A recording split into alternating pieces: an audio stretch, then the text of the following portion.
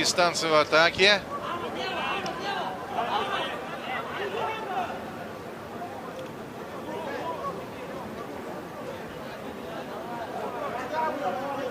По-прежнему территориальным преимуществом в общем и целом владеет дагестанская команда. Атакуют они почаще. Чеченский коллектив действует вторым номером на контратаках. Одна из таких контратак принесла успех нашей команде. Но вот дагестанцы пошли вперед. И повезло. Повезло, когда пятый номер нашей команды выбил мяч буквально из пустых ворот. Перекладина.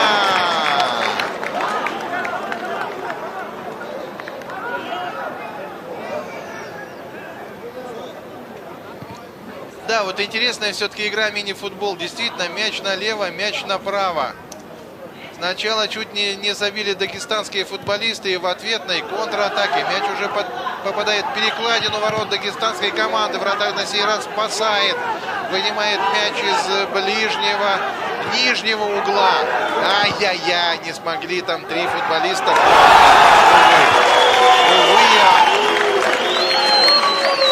Очень быстро выполнил вот это действие футболист дагестанской команды. 1-1. Прошил вратаря сборной Чеченской Республики.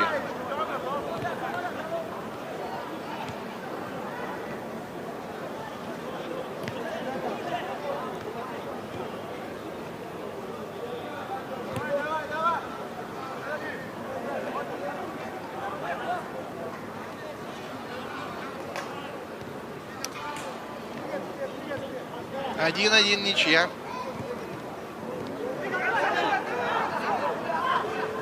Дагестанцы с мячом. Пока не бьют, пока разыгрывает мяч.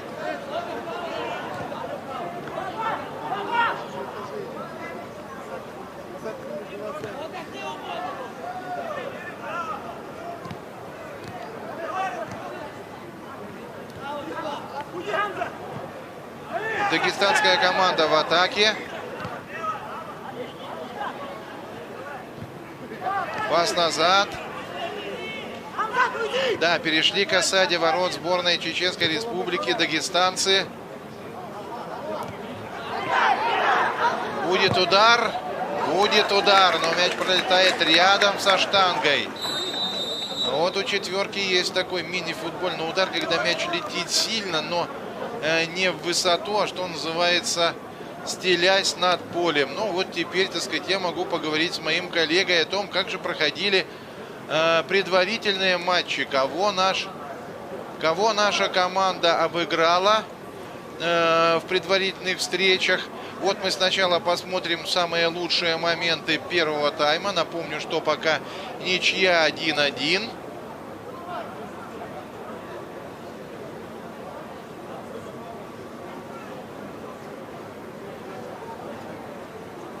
Ну и вот, пожалуйста, вот тот удар, который принес успех команде Чеченской Республики. Был опасный штрафной. Вот, пожалуйста, у нас уже и соответствующая надпись на табло. И вот еще раз повтор вот этого штрафного. Нет, штрафной мы в повторе не дадим, а вот этот удар, разумеется, дадим, когда пятерка чеченской команды спасла свои ворота. И вот тут же удар в перекладину шестого номера чеченской команды. Здесь вратарь сыграл должным образом, вынул мяч там из ближнего угла. А вот здесь, смотрите, не смогли разыграть мяч футболисты чеченской команды и тут же получили гол в ответ.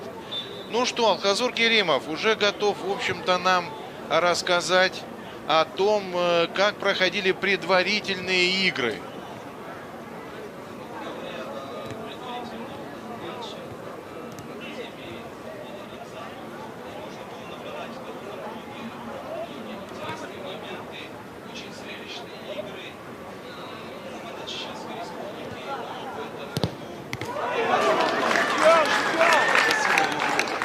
сейчас мы наблюдаем финал матча с фаворитами. Напомню, в прошлом году дагестанцы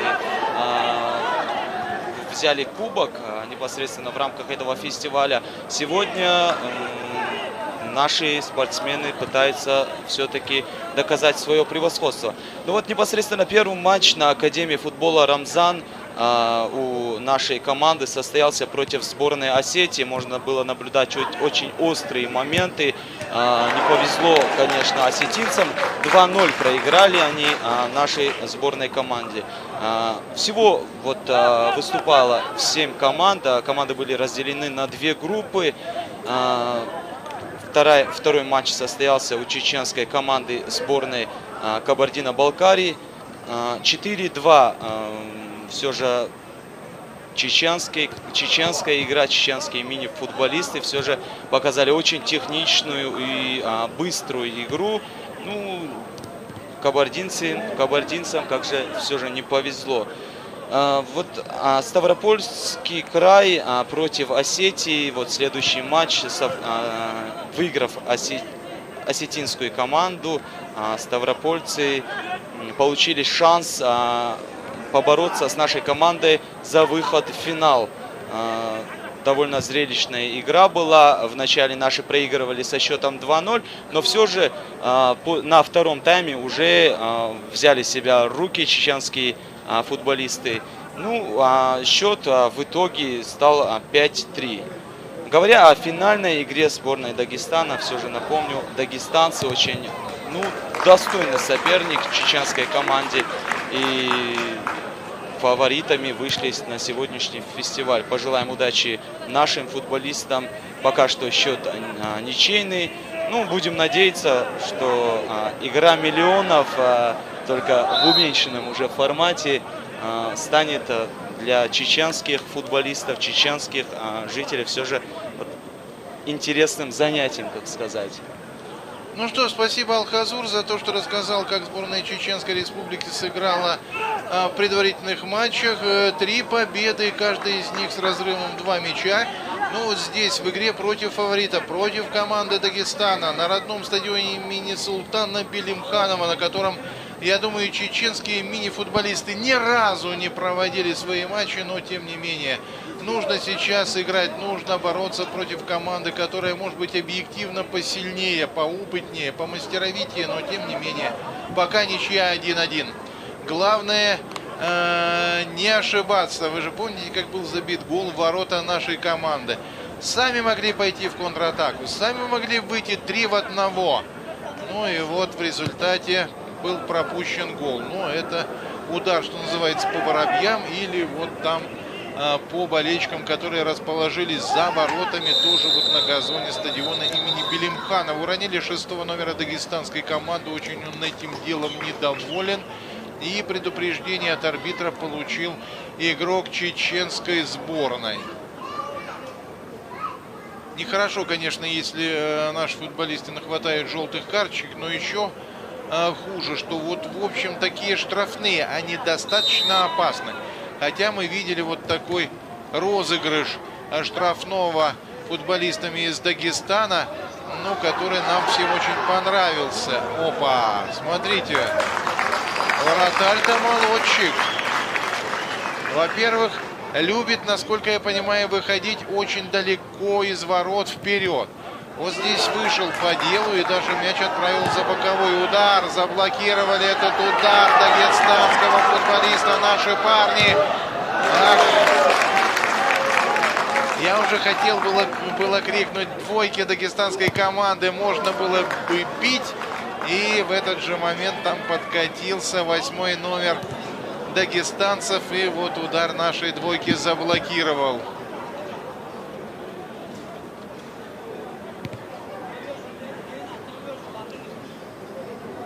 Дагестанская команда с мячом.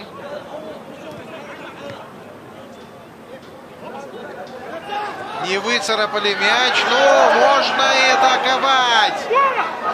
Очень оригинальная манера игры вратаря. Нужно вот тут, естественно, через пас.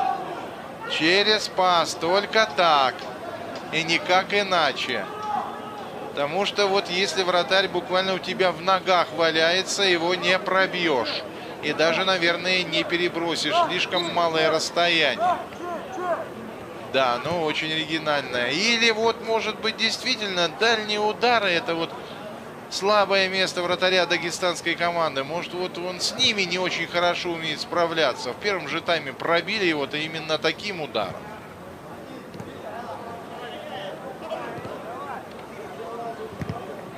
Чеченская команда атакует.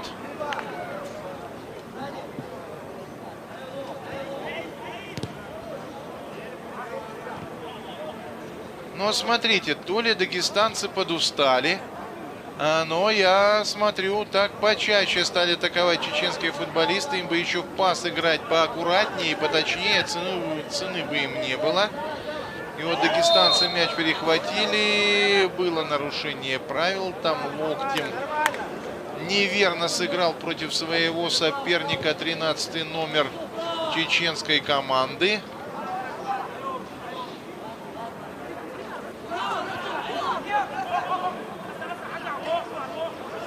Дагестан в атаке. Опасный парень под номером 10. Несколько раз он очень хорошо бил по воротам. Это автор гола.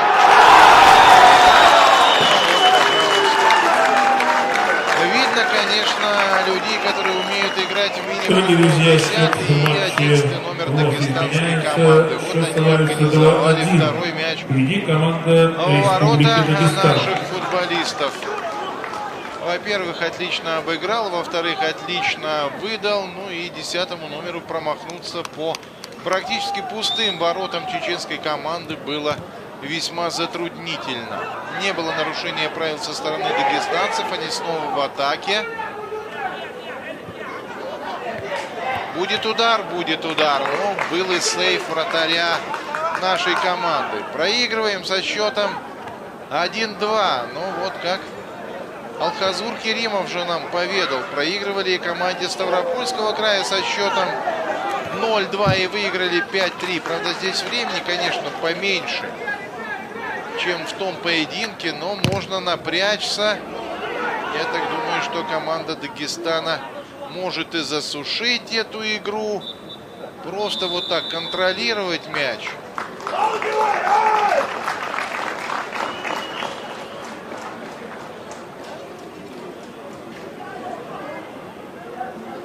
Ну что, вот поменялись половинами поля команды.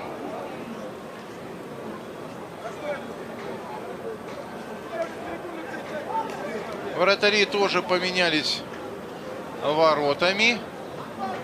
И после небольшого перерыва команды продолжат свои взаимоотношения на поле. Пока чеченская команда уступает сборной Дагестана со счетом 1-2. Но если учитывать то, что на прошлых Кавказских играх в Пятигорске сборная Чеченской Республики даже из группы не вышла, то, в общем, это весьма весомый успех нашей команды, которой руководит Руслан Герзищев. Вот самые опасные моменты. Удар, когда защитник спас нашу команду. И вот, пожалуйста, мощный удар в перекладину. Вратарь бы ничего не смог сделать, потому что он уже там падал на газон и вряд ли бы мяч достал. Ну вот в этом моменте голкипер дагестанской команды вытащил мяч из ближнего угла, хотя, в общем, за ближний угол всегда, говорят, отвечает вратарь. А вот это, смотрите, гол в ворота нашей команды. Сами же, по большому счету, его и привезли. Ну, винить вратаря у меня, конечно, язык не поворачивается. Вот уже продолжение этой игры. Мяч попадает в штангу ворот чеченской команды. Уронили тут 6-го номера, а это второй мяч влетает в ворота сборной Чеченской Республики. Все было сделано очень аккуратно по мини-футбольному. Очень хороший гол.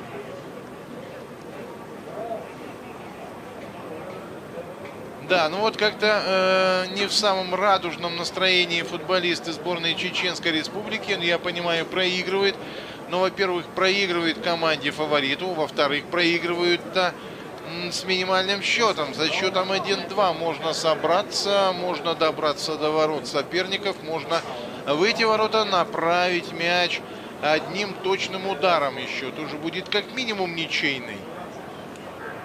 Я не знаю, как получится, но если, например, будет серия пенальти, это вообще, конечно, будет супер, это будет подарок всем зрителям. Потому что вы же понимаете, вот когда приходят зрители на стадион, например, на кубковый матч, там все может завершиться буквально за 1,5 часа. А может быть еще и дополнительная получасовка, может быть серия пенальти. И все, как говорится, за одни и те же деньги. А столько удовольствия. Ну, у нас, конечно, удовольствие сегодня было... я сейчас точно посмотрю, но уже 8 часов и 20 с чем-то минут. Ну, минус там, конечно, перерывы. Ну, а так вот без 5-10, ну или может быть чуть попозже мы начали нашу трансляцию. И вот с тех пор рассказываем вам о фестивале культуры и спорта народов Кавказа Грозный 2014.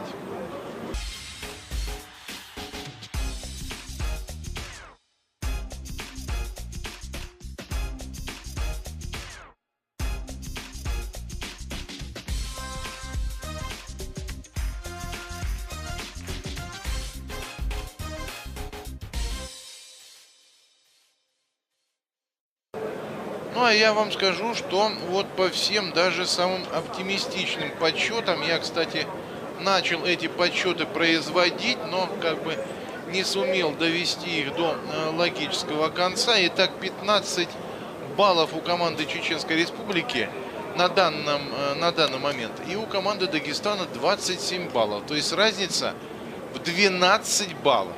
Что, о чем это говорит?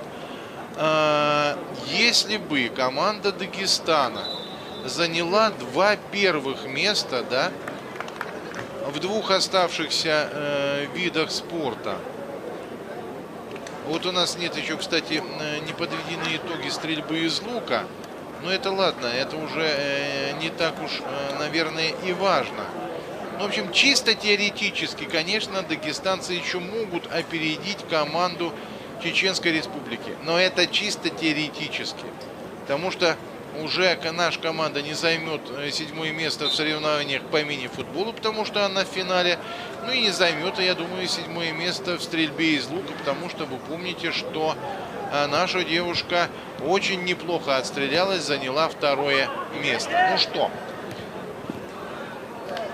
не буду говорить о том, не буду забегать вперед и говорить, что в общекомандном зачете команда, сборная Чеченской Республики уже выиграла. Будем смотреть мини-футбол, будем желать успеха нашим футболистам. Удар очень сильный и очень неточный.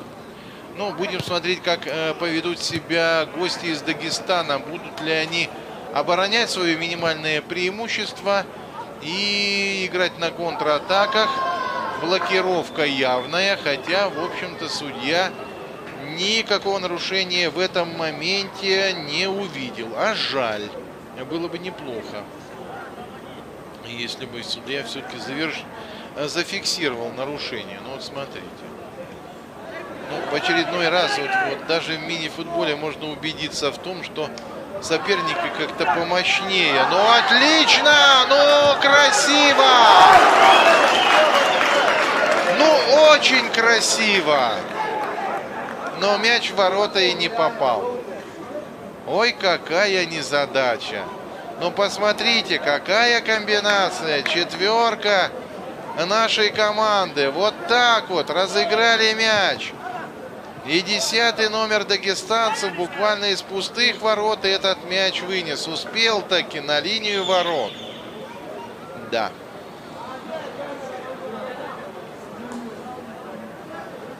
Могли сравнять счет чеченские футболисты. Увы, у них это не получилось.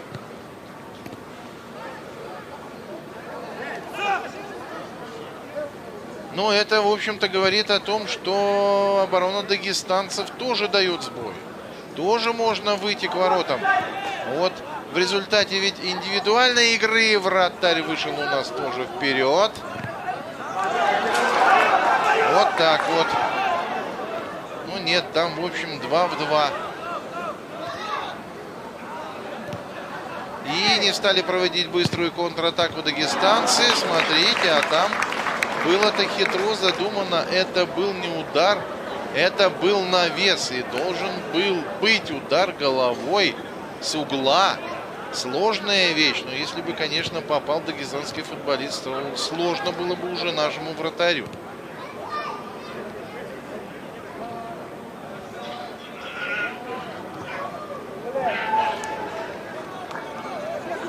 Вот, наверное, это то, что делать нельзя чеченским футболистам.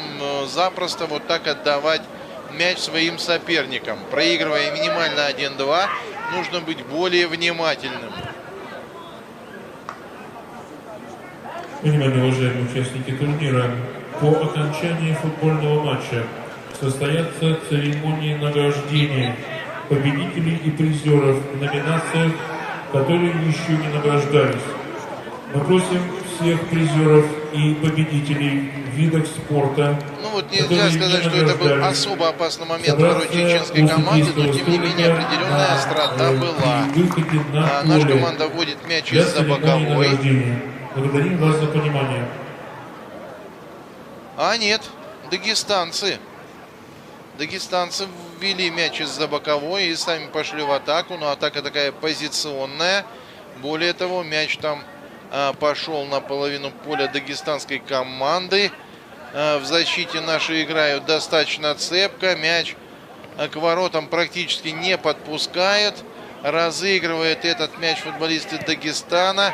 Перемещаются, ну вот заперемещались. Был, конечно, пас туда на фланг, но никого из дагестанцев, извините, там не оказалось. И команда Чеченской Республики уже у нас атакует.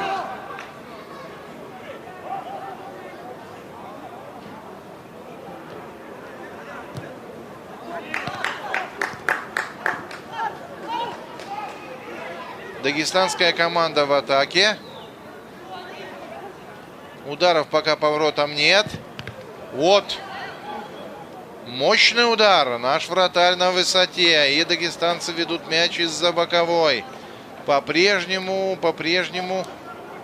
острые моменты возникают у ворот нашей команды. Опять территориальное преимущество перешло к дагестанцам. И они так вот медленно, но поддавливают нашу команду.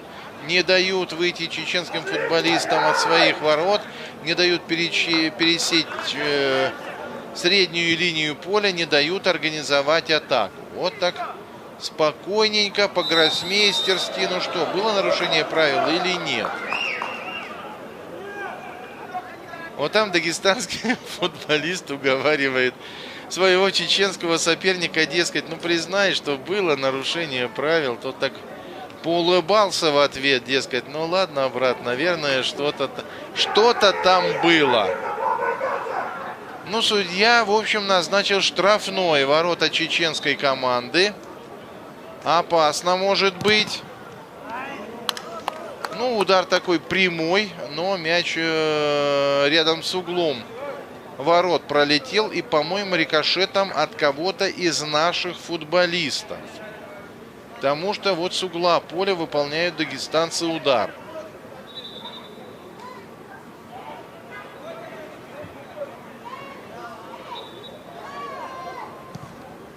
Опа! Да, наш вратарь, по-моему, раза два как минимум спас. Ой! Ну не надо же было бить от ворот. Надо же было бить по воротам. Хотя трудно, конечно, там было, наверное, чеченскому футболисту пробить сразу сходу. Хотя, наверное, нам дадут повтор, и мы сейчас посмотрим. Вот смотрите, пас. Ну да, практически на линии ворот находился 6-й номер чеченской команды. Там, чтобы забить с такого угла, это надо вообще бешеную удачу иметь. Отдал все-таки мяч назад под удар, но удара вот не было. Действительно острые контратаки у чеченской команды. Удар с угла поля выполнят наши футболисты.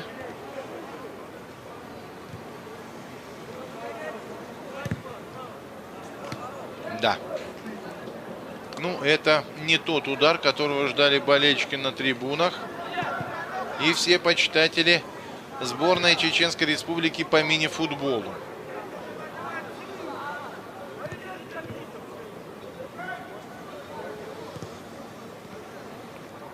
Дагестанцы в атаке, но, что называется, игра до гола. Либо счет станет 3-1, и тогда, наверное, уже все будет более или менее ясно. Или чеченская команда счет сравняет, и тогда уж точно не будет ясно совершенно ничего. Я, в общем-то, за второй вариант. Я думаю, что многие из вас, дорогие друзья, меня поддержат. Чеченская команда в атаке ударить не удастся. Без нарушения правил технично был отобран мяч. Тем не менее, чеченская команда снова в атаке. Вот что это было. Удар с острого угла или удар вдоль ворот. Давайте посмотрим на повторе. Если он возможен, пока вводят мяч из-за боковой футболисты дагестанской команды. Повтор возможен. Вот смотрим еще раз. Ну вот понимаете, очень трудно было сейчас футболисту чеченской команды. Можно было, наверное, завернуть мяч в ворота, но там на пути мяча встал свой же футболист. И вот так получилось, что мяч полетел практически параллельно воротам и, соответственно, с ними разминулся.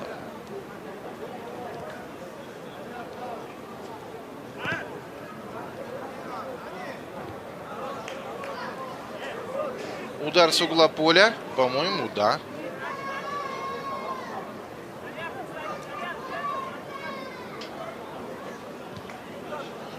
Чеченские футболисты снова с мячом.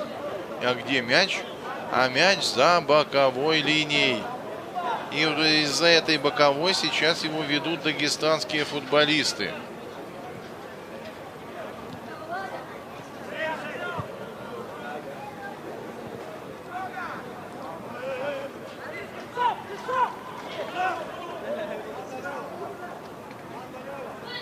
Дагестанцам атака не удалась. И вот теперь уже команда Чечни пытается организовать такое позиционное наступление. Только мяч не надо терять. Надо очень аккуратно с ним обращаться, потому что, я думаю, сразу парочка дагестанских футболистов так рванет за мячом и может этот мяч отнять. Да что ж такое, а? Ну, ребята, ну не надо. Так же точно не надо. Просто взять и отправить мяч за здорово живешь. За боковую линию. А я думал, вот почему тут мимо меня барабанщики шли. Ага. Вот надо поддержать родную команду. Вот для этого не появились здесь с барабанами. И весь зал тут же, весь стадион тут же начал хлопать в такт с барабанами. Так что команда Чечни уже получила поддержку с трибун. И аплодисментами, и барабанным боем нужно бы гол забить. Дагестанцы в атаке. Не получается у них обыграть там 1 в 1.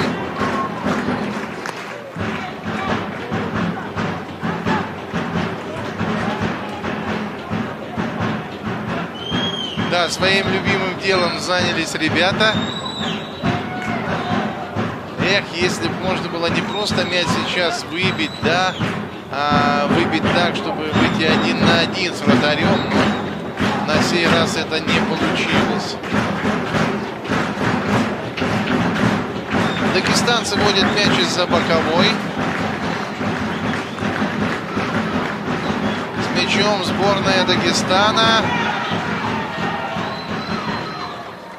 Удар будет по воротам? Да нет, в общем-то можно пока, что называется, поводить мяч дагестанским футболистам. Напомню, они выигрывают у команды Чечни со счетом 2-1. И удар по ногам получил дагестанский футболист. 10-й номер. Сегодня он уже забил гол в ворота чеченской команды. Ну и Бувайсар Сайтиев, он, напомню, главный судья этих соревнований. Снова весел, словно снова оптимистичен, как всегда позитивен. Ну, когда у главного судьи такое выражение лица, значит, все замечательно. А осталось вот нам доиграть мини-футбольный финал, и у нас будет перетягивание каната. Ну, а это одна из героинь стрельбы из лука. Наверное, она не знала, что мы ее показывали в тот момент, когда она из лука стреляла. Но тогда, я думаю, она ни о чем не думала. Так, кто нарушил правила? Ну, а на ваших экранах была Аваза Цукаева. Скромная девушка, прикрывшая свое лицо, когда увидела себя на телеэкране. Ну, или, по крайней мере, увидела телевизионную камеру, которую ее показывала. Ну, вот, пожалуйста. И дагестанский футболист лежит на газоне, и чеченский.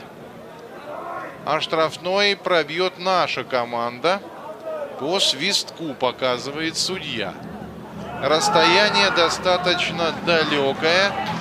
Хасмагомед Хизриев наблюдает за этим финалом. И он там вообще вблизи скамейки запасных нашей команды. Разговаривал он с футболистами во время перерыва. Министр Чеченской Республики по физической культуре и спорту снова достается по ногам 10-му номеру дагестанской команды. Я смотрю, в общем-то, никто особо не приветствует вот такое его поведение на поле. Подозревает парня в симуляции. Ну, наверное, можно так сказать, исходя прежде всего из ситуации на поле. Дагестанцы выигрывают со счетом 2-1. Но смотрите, в общем-то, по ноге 10-му номеру дагестанской команды досталось крепко. И не нужно думать, что там совсем ничего не было, что он упал на ровном месте. Удар по ногам был. Вернули нашим футболистам мяч дагестанские соперники. И теперь надо этот мяч доставить до ворот. И там, может быть, пробить.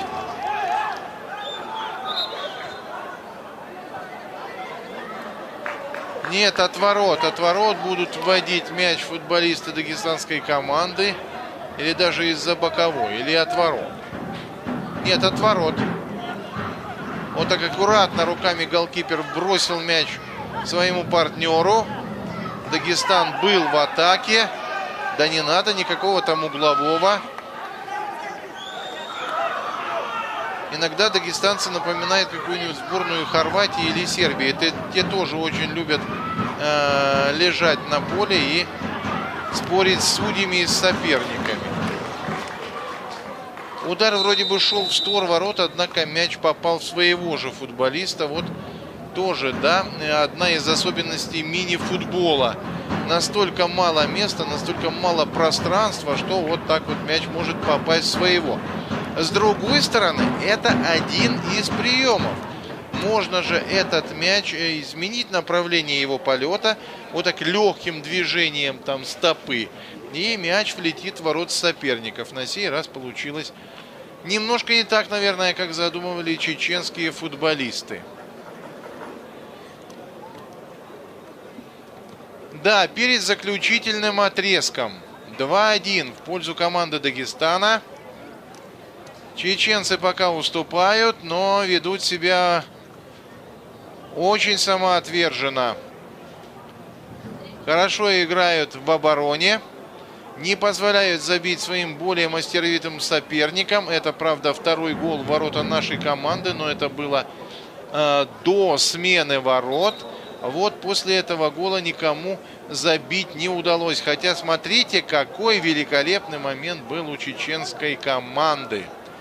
Не реализовали они этот момент, не показали мы этот момент до конца, а там было самое интересное. Ну ничего, продолжается матч Чечня-Дагестан.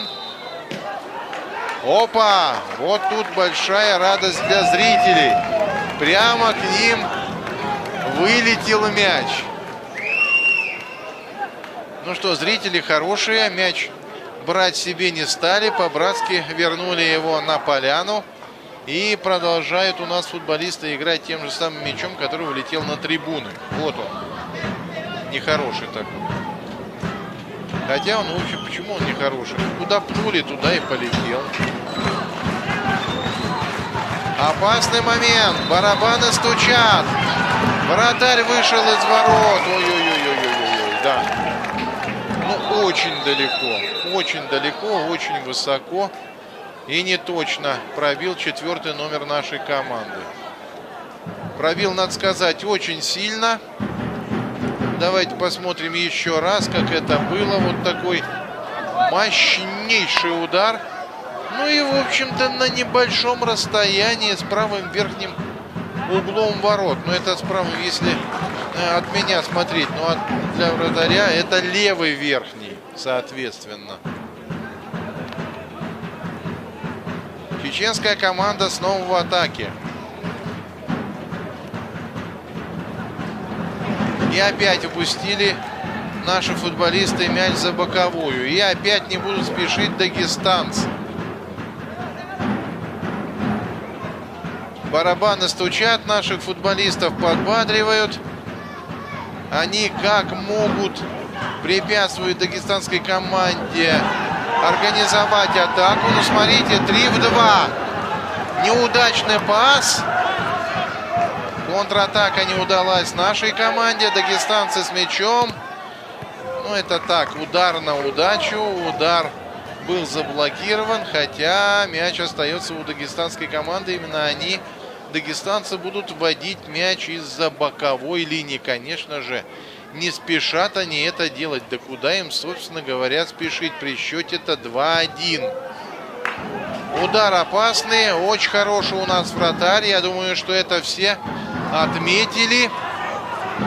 Если пропускал, то такие мячи, которые, в общем-то, и отбить-то трудно. Ну что, у четверки у нашей удар сильный. В общем и целом, достаточно точный. Какие еще козыри у нас могут быть? Разыгрывать мы умеем. Вот теперь удар с угла поля.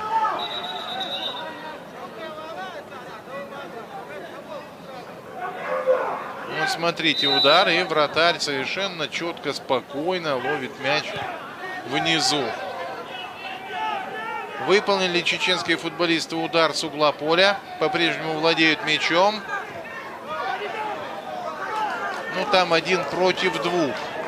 Кто вводит мяч из-за боковой? Чеченская команда. Там все помогают нашим мини-футболистам. Сборная Чечни идет в атаку. Пас, в общем-то, неплохой, но до партнера мяч не дошел. Ну что, там уже другой мяч выдали. Да. Сборная Чечни атакует. Удар! И вот смотрите, в синей футболке так называемый вратарь Гоняла. То есть футболист, который занимает место в воротах или нет. Да, это была временная замена. Сейчас снова вратарь нашей команды занял место там в воротах. Понимаете, это вот как в хоккее замена вратаря на 6-го полевого игрока. И вот сейчас у нас вот появился вот этот футболист в синей футболке, так называемый вратарь Гоняла, который может играть в воротах, но тем не менее подключаться к атакам. Вот так. Я думаю, что при первой же подходящей ситуации снова сменят наши тренеры штатного голкипера на вратаря Гонялу. Ну а вот это вот такой седовласый, ну можно сказать даже седобородый футболист, точнее вратарь дагестанской команды. Дагестанцы ввели мяч из-за боковой, вели его не точно. Сшибли 4-го номера нашей команды. Тут хотел сразу же ввести мяч в игру. Ввел, ну, и еще раз из-за боковой чеченская команда будет вводить мяч. Во-во-во-во-во-во. Ну не надо. Ну, ребята, ну не надо. Я понимаю, что принципиальные соперники, но все-таки мир, дружба, спорт.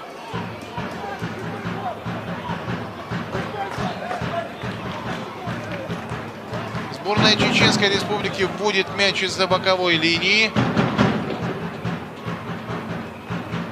Совсем немного у нас уже остается до окончания этого поединка. Чеченцы с мячом не выцарапали этот мяч.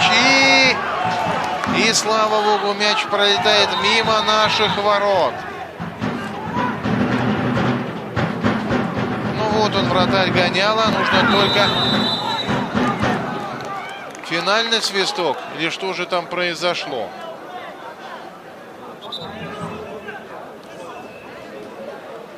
Ну вот с этого места пробьют дагестанские футболисты. Наш штатный вратарь не возвращается в ворота. Все силы брошены на то, чтобы счет сравнять.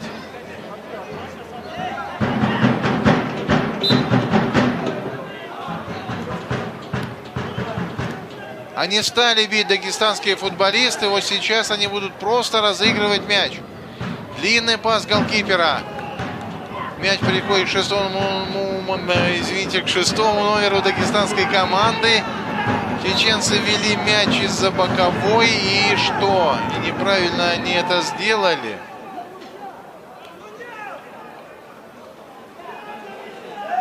Ну вот теперь дагестанцы ведут мяч из-за боковой линии поля. Барабаны в пользу чеченской команды. Ну и возгласы с трибун «Вперед, Дагестан» от тех спортсменов сборной Республики Дагестан, которые, что называется, уже свое отыграли. Ну что, не забили!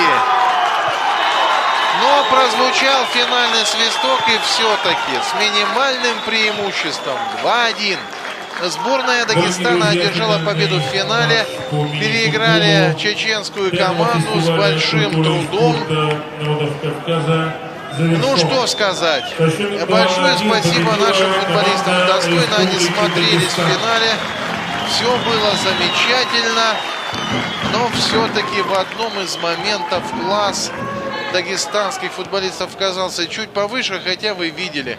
Были великолепные возможности у наших футболистов для того, чтобы сравнять счет. Немножко не везло чеченской команде. Вот, пожалуйста, великолепный удар. Шайба, да, вот это я дал. Мяч попал в штанг. Мяч, в общем-то, попадал и в перекладину ворот дагестанской команды. Вот после этого штрафного, посмотрите, ну не так далеко от верхнего угла ворот мяч просквозил. Имели возможности дагестанцы забить третий гол в ворота нашей команды, но не забили, но уже прозвучал финальный свисток. Все равно благодарим сборную Чеченской Республики, которая вышла в финал, которая очень достойно смотрелась, которая даже вела в счете. Но это футбол. Все равно большой успех чеченской команды. Большое спасибо игрокам, большое спасибо главному тренеру Руслану Герзищеву, который вывел свою команду в финал вот этого турнира. И, как объявил у нас судья-информатор, будет у нас награждение всех до сих пор не награжденных. Всех их просили там пройти в определенное место, из которого они будут выходить вот сюда на помост, ну и далее на пьедестал почета. Будем, наверное, мы с вами ждать, кто же там выйдет у нас на награждение. В общем-то, награждать есть кого. Общая борьба на поясах. Целых 3 весовых категории. Армрестлинг, опять же, 3 весовых категории. Никого не награждали. В общем, достаточно длительной может быть процедура награждения. Стрельба из лука, опять же. Мужчины, женщины. Да. В мини-футболе, не знаю, будут награждать, нет? Или обойдутся финалом?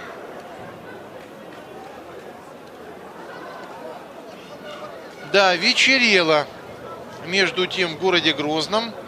Напомню, что в начале 11-го мы стартовали со своим прямым репортажем со стадиона имени Пеликанова. И сейчас 18 часов 48 минут. Соревнования еще не окончились. И наш прямой эфир продолжается. Даже, честно говоря, не думал, что удастся дотянуть до этого времени. У нас осталось только перетягивание каната и многочисленные награждения. Но не так много, если учесть, что больше 8,5 часов мы уже провели в прямом эфире.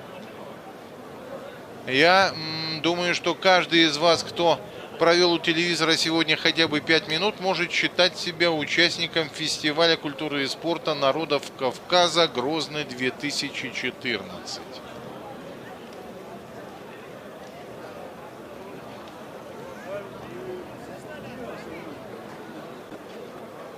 Ну вот пауза у нас здесь повисла. В общем-то, пока новой информации нет. По-прежнему в общекомандном зачете команда Чеченской Республики лидирует с большим отрывом.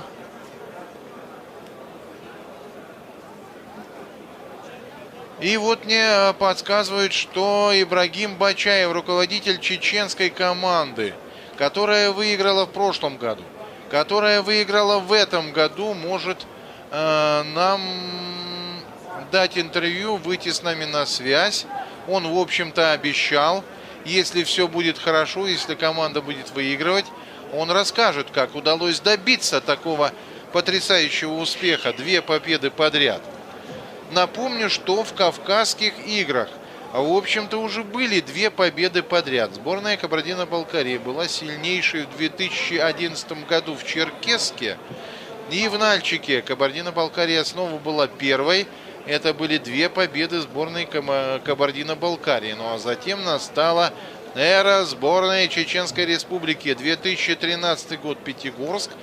Ну и все-таки позволю себе забежать вперед. Грозный, 2014. Снова на первом месте сборная команда Чеченской Республики. Мы начинаем церемонию награждения победителей в армспорте всех весовых категорий до 65 кг, до 80 кг и свыше 80 кг. Награждение проводит абсолютный чемпион мира по вольной борьбе Ахмед Атавов.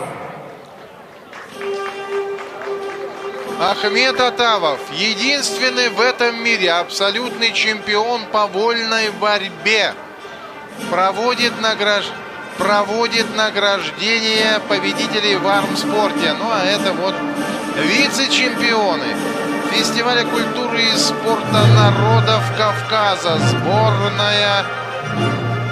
нет, я думал, это, в общем-то, мини-футбольная команда. А это, в общем-то, уже идет такие праздничные фотографии. Но еще, конечно, не вся команда собралась. Ну, там мини-футболисты были, там был Хасмагомед Хизриев, Ибрагим Бачаев. Ну, а пока давайте посмотрим, кого из армрестлеров сейчас будут награждать. Было объявление, что все у нас сейчас зайдут на этот подиум, а затем и на пьедестал почета. Давайте посмотрим на победителей и призеров в армрестлинге. Победителя и призеров в армспорте в весе до 65 кг. 3-е место занял Муслим Малороев, Республика Ингушетия.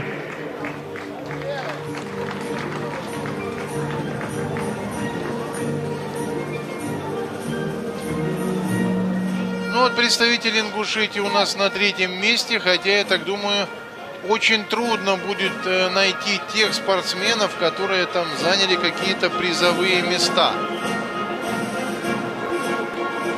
Уже объявили третьего призера, бронзового призера, а его у нас, в общем-то, до сих пор нет.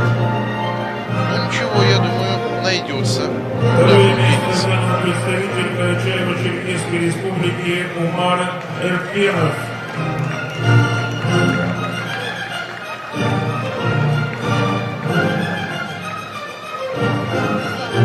Да, что-то... А, нет, второй призер, я вот вижу, у нас, по-моему, подтянулся.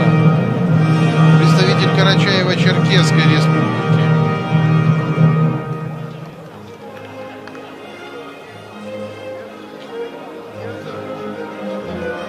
Дорогие друзья, третье место занял Муслим Малароев, Республика Ингушетия. А, ну вот все и замечательно. Все три призера у нас уже на подиуме. И уже пора подниматься им на пьедестал почета. Ахмед Атамов, напомню, единственный в этом мире абсолютный чемпион по вольной борьбе. Потому что вот эти самые состязания за звание абсолютного чемпиона проводились только один раз.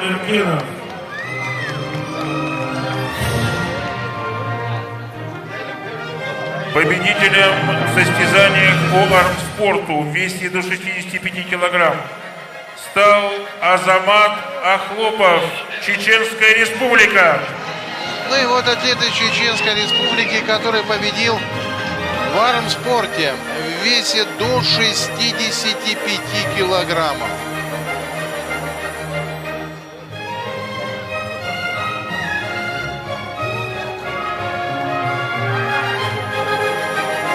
Напомню, что в этой дисциплине наша команда заняла общекомандное первое место. Культуры и правительства Чеченской Республики.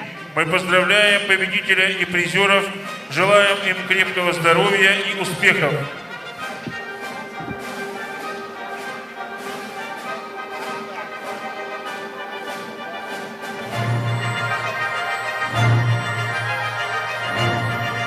Дорогие друзья, начинаем церемонию награждения в армспорте в весе до 80 килограмм. Приглашаем победителя и призеров на пьедестал. Ну что, армспорт в весе до 80 килограммов. Третье место занял Ибрагим Тимурдиев, Республика Ингушетия. Представитель Республики Второе Ингушетия у место нас занял на третьем Китак месте. Зетиев, Чеченская Республика. И первое место занял представитель Республики Северная Осетия Алания Ацамаз Уртаев. Ну вот здесь, насколько я понимаю, обошлось без чеченских атлетов.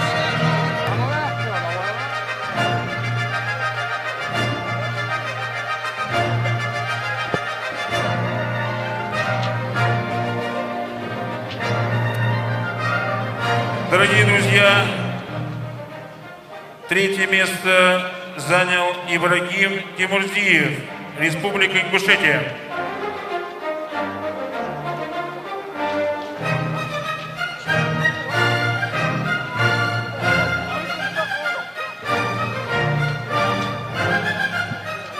Второе место занял представитель Чеченской Республики Китак Зетиев.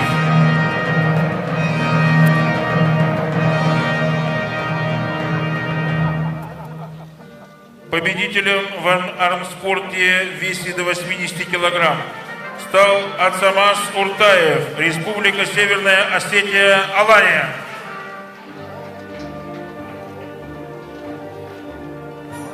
Дорогие друзья, от имени Министерства спорта Российской Федерации, Министерства культуры Российской Федерации и правительства Чеченской Республики мы поздравляем победителей и призеров, желаем им крепкого здоровья и дальнейших успехов.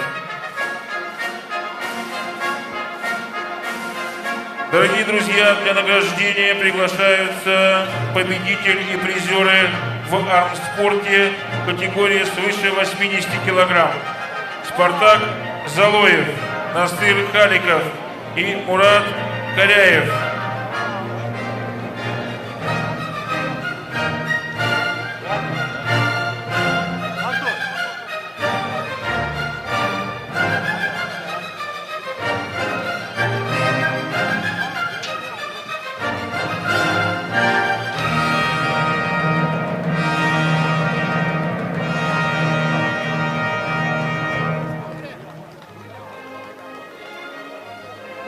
Дорогие друзья, третье место занял Спартак Залоев, Республика Северная Осетия, Алания. Ну вот награждение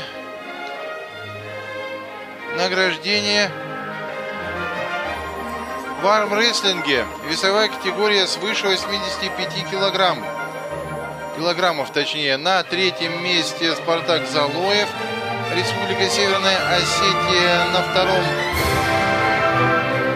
Насыр Халиков должен был быть из Дагестана. И вот, соответственно, на первом месте Мурат Каряев, представитель Чеченской Республики.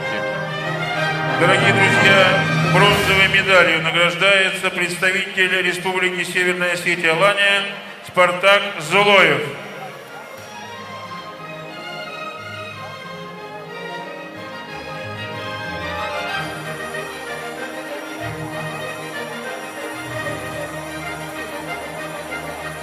Серебряной медалью награждается представитель Республики Дагестан Насыр Халиков.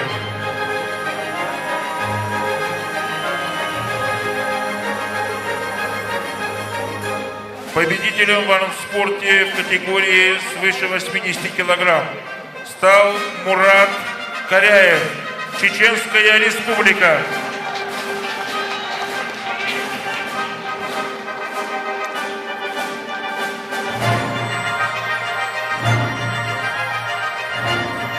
Дорогие друзья, мы вот просим Мурат приготовиться Каряев к награждению победителей и призеров в борьбе на поясах всех трех весовых категорий. Престижных Дорогие друзья, мест, потому что от имени супертяжелая весовая категория и первое место культуры среди Российской Федерации, супертяжей правительства взял Чеченской Республики. Мурат Каряев. Мы поздравляем победителей и призеров в армспорте, желаем им крепкого здоровья и дальнейших успехов.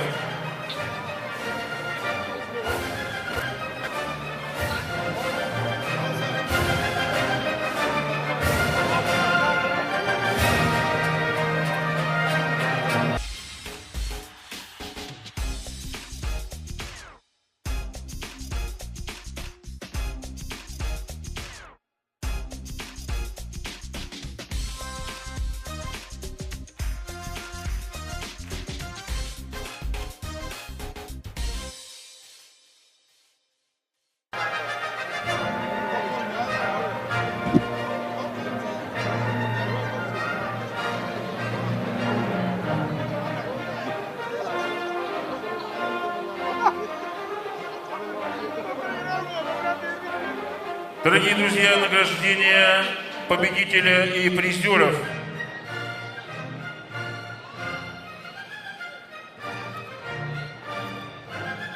Дорогие друзья, победители и призеров в номинации «Борьба на поясах» награждает Дахир Азет Амиевич Лайпанов, старший тренер сборной России по борьбе на поясах, заслуженный тренер России.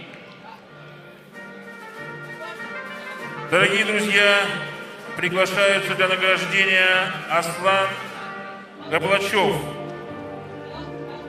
Акраман Гусигов и Джахар Чумаев.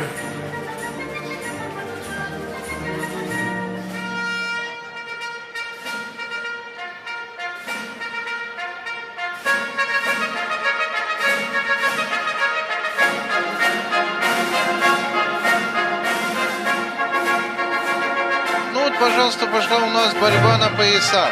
3 призера. Третий Аслан Гаплачев, Джахар Чумаев. Первое место. Ну и на втором Акраман Гусигов.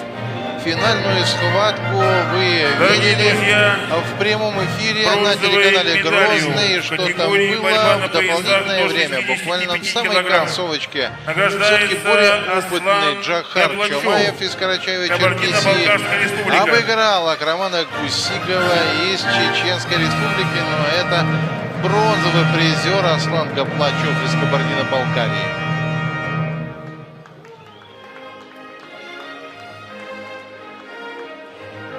За второе место серебряной медалью награждается представитель Чеченской Республики Акраман Гусигов.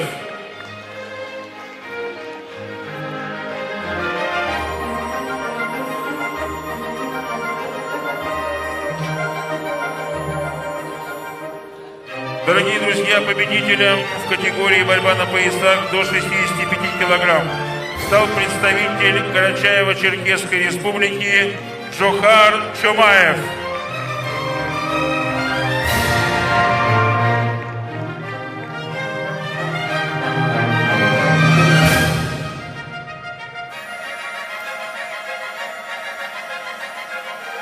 Дорогие друзья, мы просим подготовиться к награждению Астемира Мазикова, Мухаммеда Куртоева и Рашида Текеева.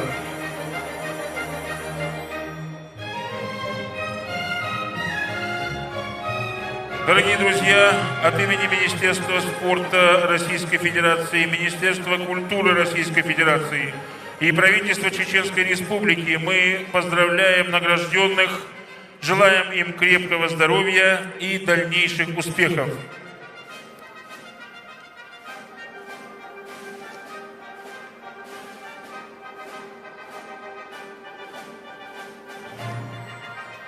Дорогие друзья, для награждения приглашаются Астемир Мазиков, Мухаммед Картоев и Рашид Текеев.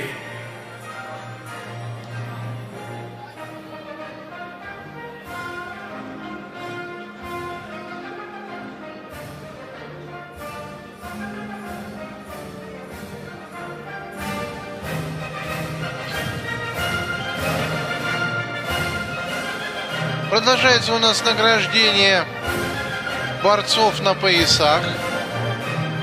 Не сразу они выходят вот сюда. Дорогие друзья, бронзовой медалью в категории борьба на поясах до 85 килограмм награждается Астемир Мазиков, Кабардино-Балкарская республика.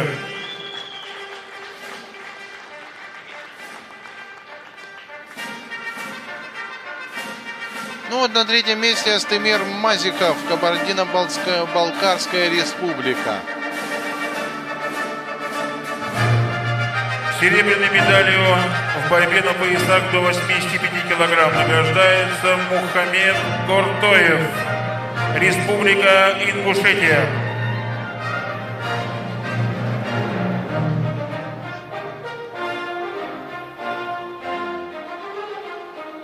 Представитель Республики Ингушетия у нас на втором месте.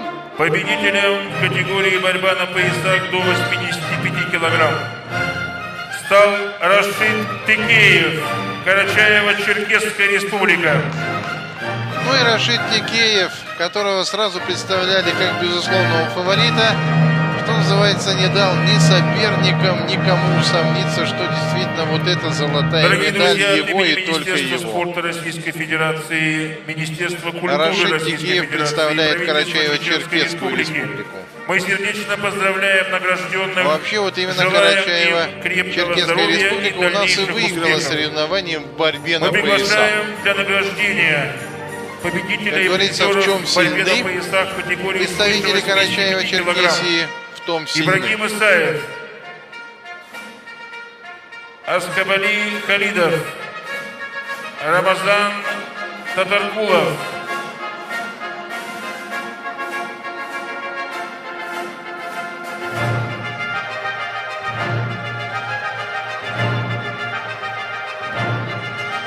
Да, дорогие друзья, вот тем, кто, может быть, смотрел наш прямой эфир от начала до конца, или во всяком случае наши какие-то борцовские отрывки, я готов принести извинения, потому что сказал, что Ибрагим Исаев, борец из Чеченской Республики, проиграв 2 поединка, вроде как выбыл из состязаний. Да нет, вот Ибрагим очень неплохо провел оставшиеся схватки, ведь многокруговая была система у борцов на поясах, Второе место и в результате он занял второе, точнее третье место. Вот так. Асхабали Халидов. И Асхабали Халидов из Дагестана на втором месте. Тоже его числили среди фаворитов, однако он потерпел поражение.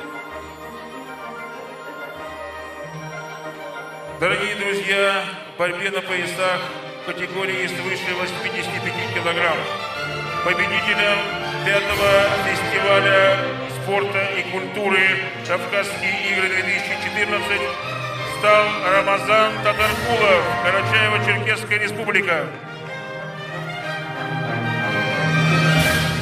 Ну и на первом месте Рамазан Татаркулов. Еще один представитель Карачаева-Черкесии. Еще один карачаево-черкесский чемпион в борьбе на поясах.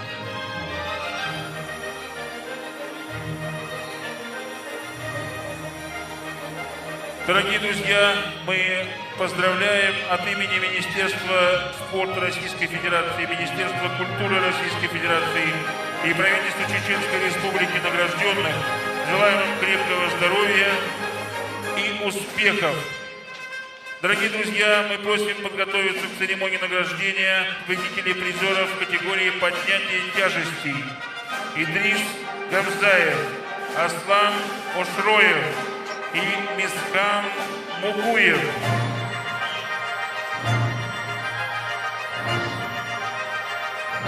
Ну, тут мне, кстати, подсказывают, я, в общем-то, достаточно давно об этом говорил, что чеченская команда досрочно выиграла фестиваль культуры...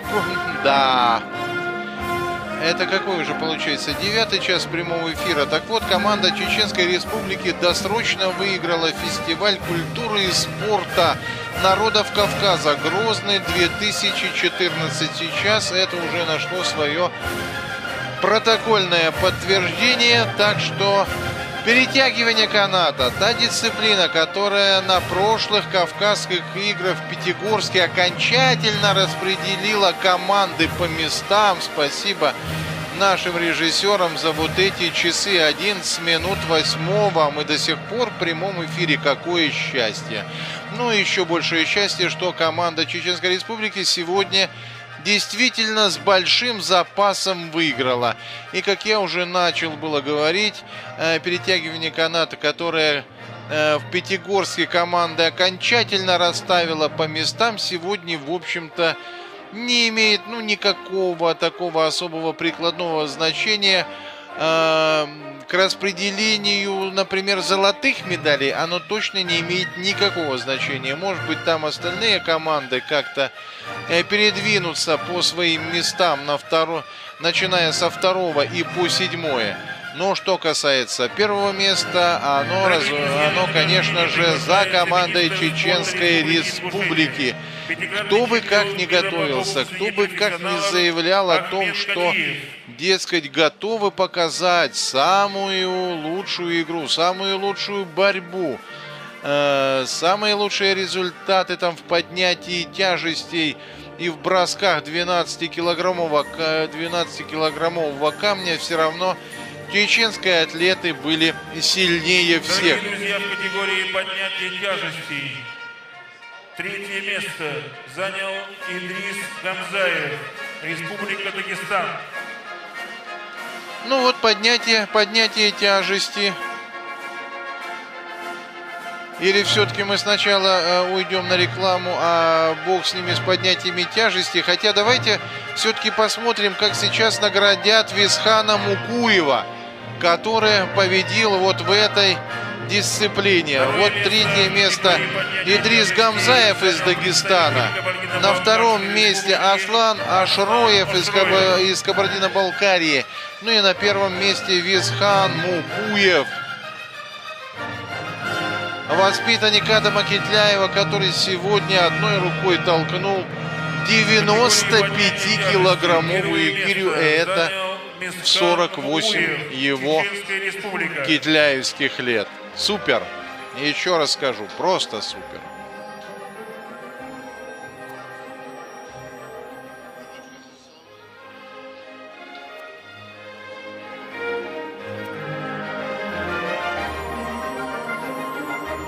Да, действительно солидный мужчина у нас Висхан Мукуев. Дорогие друзья, сразу видно, не в шахматах победил, а в поднятии тяжести. 3-е место Идрис Гамзаев, Республика Дагестан.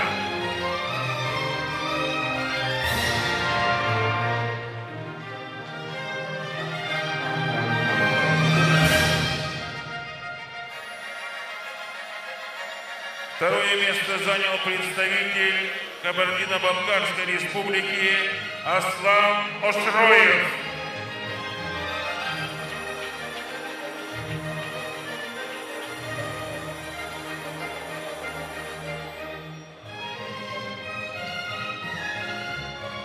Победителем в категории поднятия тяжестей 5-го фестиваля культуры и спорта народов Кавказа стал представитель Чеченской республики Мисхан Мукуев.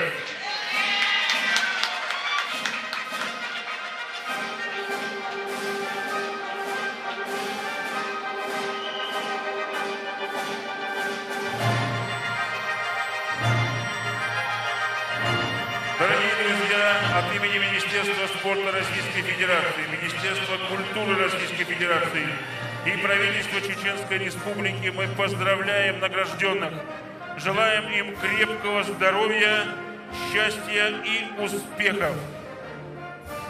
Дорогие друзья, мы просим подготовиться к награждению победителей и призеров в дисциплине перенос тяжести на дистанцию.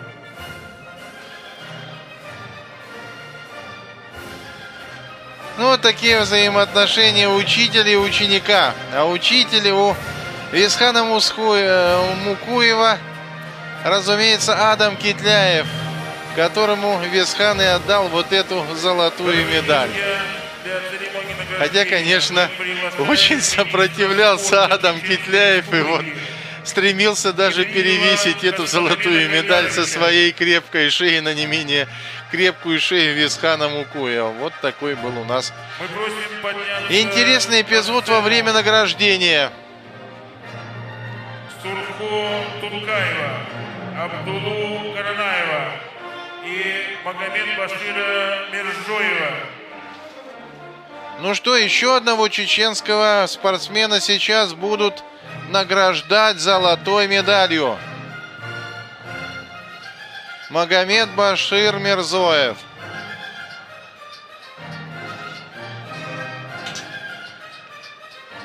Дорогие друзья, мы просим подняться на сцену Сурху Тулкаева, Абдулу Каранаева и Магомед Башира Миржоева. Ну вот это те спортсмены, которые толкали тележку, груженную 3 50-килограммовыми мешками. Переноска тяжести на дистанцию.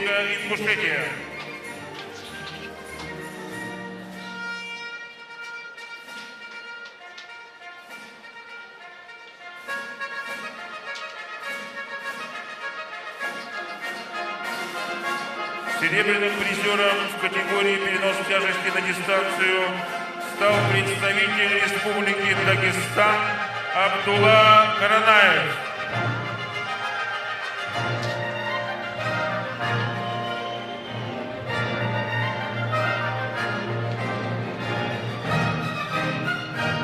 Победителем 5-го юбилейного фестиваля культуры и спорта народов Кавказа «Кавказские игры 2014» в категории перенос тяжести на дистанцию стал Магомед Башир Миржоев, Чеченская Республика.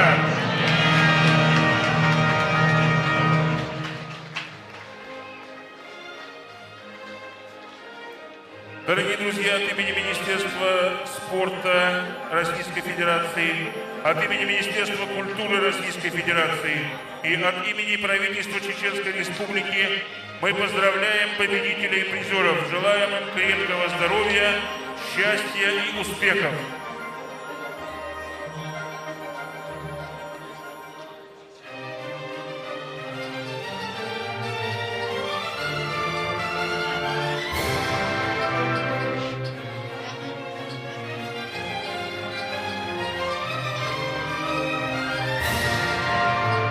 Дорогие друзья, мы начинаем церемонию награждения призеров и победителя в категории передвижения на ходулях.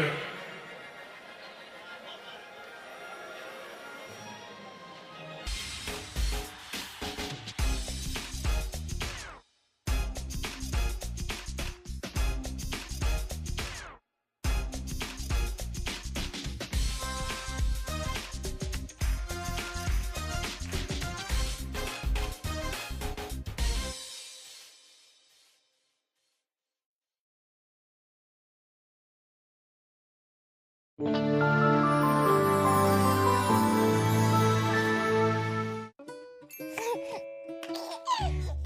in the morning, the sun begins to shine. As I'm slowly yawning, I know the world is mine. And that's Подарите своему ребенку безупречный комфорт. Маджикс. Революционно тонкие подгузники. Город Грозный, улица Коперника, 3. «Стройгрупп» предлагает брусчатку, изготовленную методом вибропрессования в соответствии с государственным стандартом. Высокая марка прочности и водоотталкивающие свойства брусчатки обеспечивают наилучшую морозостойкость и долговечность дорожного покрытия. А разнообразие цветовых решений и форм дают большой выбор вариантов укладки. «Стройгрупп» – бесспорное качество. Здравствуйте, мы находимся в частной школе МИР. Говорят, что здесь созданы самые лучшие условия для учащихся. Ведется углубленное изучение английского, арабского языков. Давайте спросим у самих учащихся. I like it here, my friends and doing sports. Я люблю играть на фортепиано. أنا أحب اللغة العربية جدا. I love folk dance. Kuşlarla Muhammed Emin'in в школе дверку арфу. Сумку в школе сойтся хостет. Как вы видите, уважаемые родители, дети очень хорошо отзываются о данной школе. Частная школа МИР, город Грозный, улица Парашютистов, 4Б, остановка Ташкала.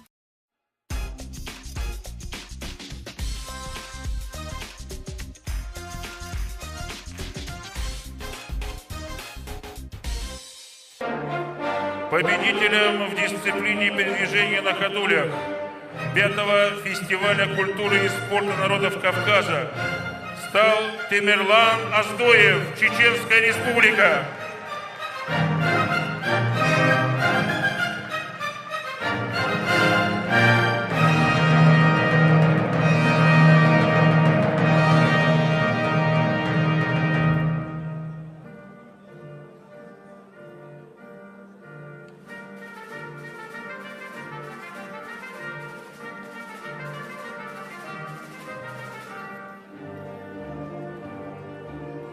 Дорогие друзья, через несколько минут начнется соревнование по перетягиванию каната. Мы убедительно просим всех, кто не участвует в этом соревновании, подняться на трибуны. Дорогие друзья, еще раз. Ну вот, наконец-то, последний, 12-й вид подняться на спорта, трибуны перетягивание всех тех, каната. кто не задействован в соревновании перетягивания на канатах.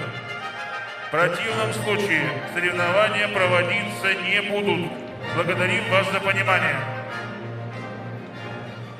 Да, вот даже предупредили зрителей, дескать, давайте освободите нам беговую дорожку, иначе соревнования проводиться не будут. Дорогие друзья, награждение победителей и призеров в мини-футболе и стрельбе из лука, а также перетягивание канатов состоится после окончания соревнований по перетягиванию каната. Благодарим вас за понимание, дорогие друзья. Давайте я вам назову тех спортсменов Чеченской Республики, которые выйдут сейчас и будут участвовать в соревнованиях по перетягиванию каната. Итак, это Салман Магомадов, Магомед Далдаев, Турпал Али Касумов, Магомед Уцаев, Чингиз Магушков, Магомед Салах Эдилханов, Алиха Джамалов. Так что не просто так Чингиз Магушков сегодня зачитывал клятву спортсменов, участвовавших в этих кавказских играх, чуть было не сказал, в этой Олимпиаде. Ну, в общем, по всем раскладам это пожалуйста, Олимпиада, дорогие друзья. В соревнованиях перетягивания каната подняться на трибуны. В противном случае оргкомитет примет решение о непроведении этих соревнований. Благодарим вас за понимание, дорогие друзья.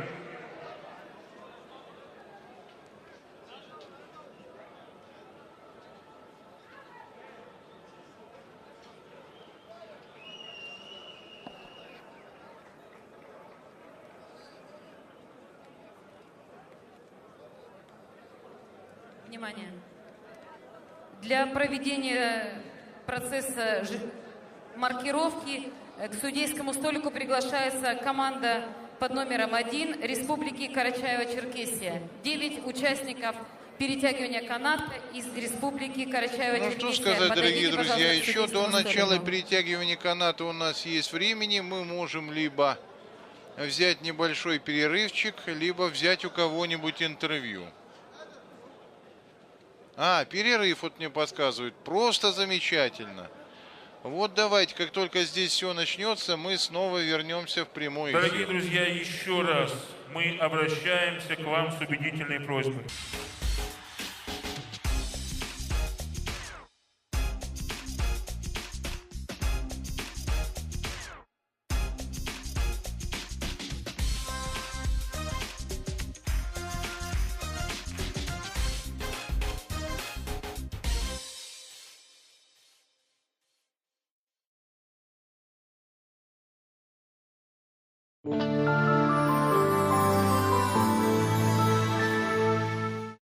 Здравствуйте, мы находимся в частной школе МИР. Говорят, что здесь созданы самые лучшие условия для учащихся. Ведется углубленное изучение английского, арабского языков. Давайте спросим у самих учащихся. I like it here, my friends and doing sports. Я люблю играть на фортепиано. أنا أحب اللغة العربية جدا. I love folk dance. Kuşlarla Muhammed Emin'in kuşlarla дверку арку. Сон кушколя сойтаться хостет. Как вы видите, уважаемые родители, дети очень хорошо отзываются о данной школе. Частная школа МИР, город Грозный, улица Парашютистов, 4Б, остановка Ташкала. Сеть магазинов «Метис». Официальный представитель компании «Гардиан» Чеченской Республики. Представляем самые лучшие и качественные двери в России, отвечающие всем требованиям. Двери «Гардиан» имеют высокий класс взломостойкости и привлекательный дизайн. Сеть магазинов «Метис». Город Грозный, улица Авторханова, 31. Канцлер приглашает вас для знакомства с новой коллекцией «Осень-зима». Это самые модные тенденции сезонов. Стиль, качество, комфорт и экологичность тканей – неоспоримые немецкие правила в пошиве мужской одежды «Канцлер». Вас всегда ждут приятные скидки. Поставки спортивного оборудования и обустройство фитнес-залов любой категории. Благодаря широкому ассортименту спорттоваров вы сможете оснастить тренажерный зал под ключ, подобрав оборудование любого типа. Мы являемся официальными дилерами известных брендов, производителей спорттоваров. Только у нас прямые поставки, новые модели, широкий ассортимент профессиональных тренажеров и тренажеров для дома, а также полная гарантия качества. Спорт для всех и все для спорта. Профессиональный шоурум строительных материалов, торговый центр «Фридом». Для тех, кто ценит время и качество. Современные отделочные строительные материалы, кровля, фасад, отопление, крепеж, кондиционеры, бассейны и многое другое. «Фридом». Все лучшее в нем. Центр мобильной электроники, сеть салонов «Цифроград» представляет огромный ассортимент новейшей цифровой техники. Смартфоны, планшеты, игровые приставки, автомобильные навигаторы и регистраторы. Более 1000 аксессуаров и хай-тек новинок. Эксклюзивные гаджеты на заказ. Гарантия на весь товар 1 год и, главное, кредит на выгодных условиях. В Цифрограде всегда вам рады. С 6 по 9 декабря. Грандиозное событие в мире моды. Событие, которого мы все ждали. Грозный Fashion Week 2014. Эксклюзивные и незабываемые показы модельеров-дизайнеров со всего мира. Заявки для участия в показах и в шоуруме присылайте на электронный адрес info@invoke@mail.ru.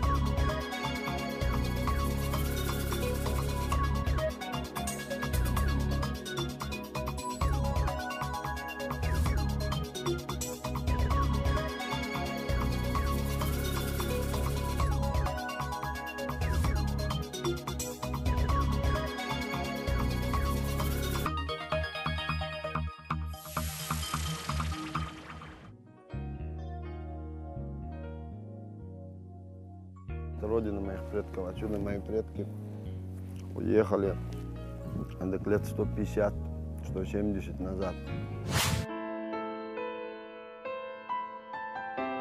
Я чеченец, родился в Дагестане, всю свою практически спортивную основную жизнь прожил в Красноярске. Я своих детей учу, рассказываю им, что папа, а мы чеченцы же, а мы разве русские, они меня спрашивают. Я говорю, мы чеченцы, мы и русские, мы сколько национальностей в этой стране есть, мы все, потому что мы россияне, мы Россия. И надо ее любить, уважать, ценить, беречь. По-другому никак.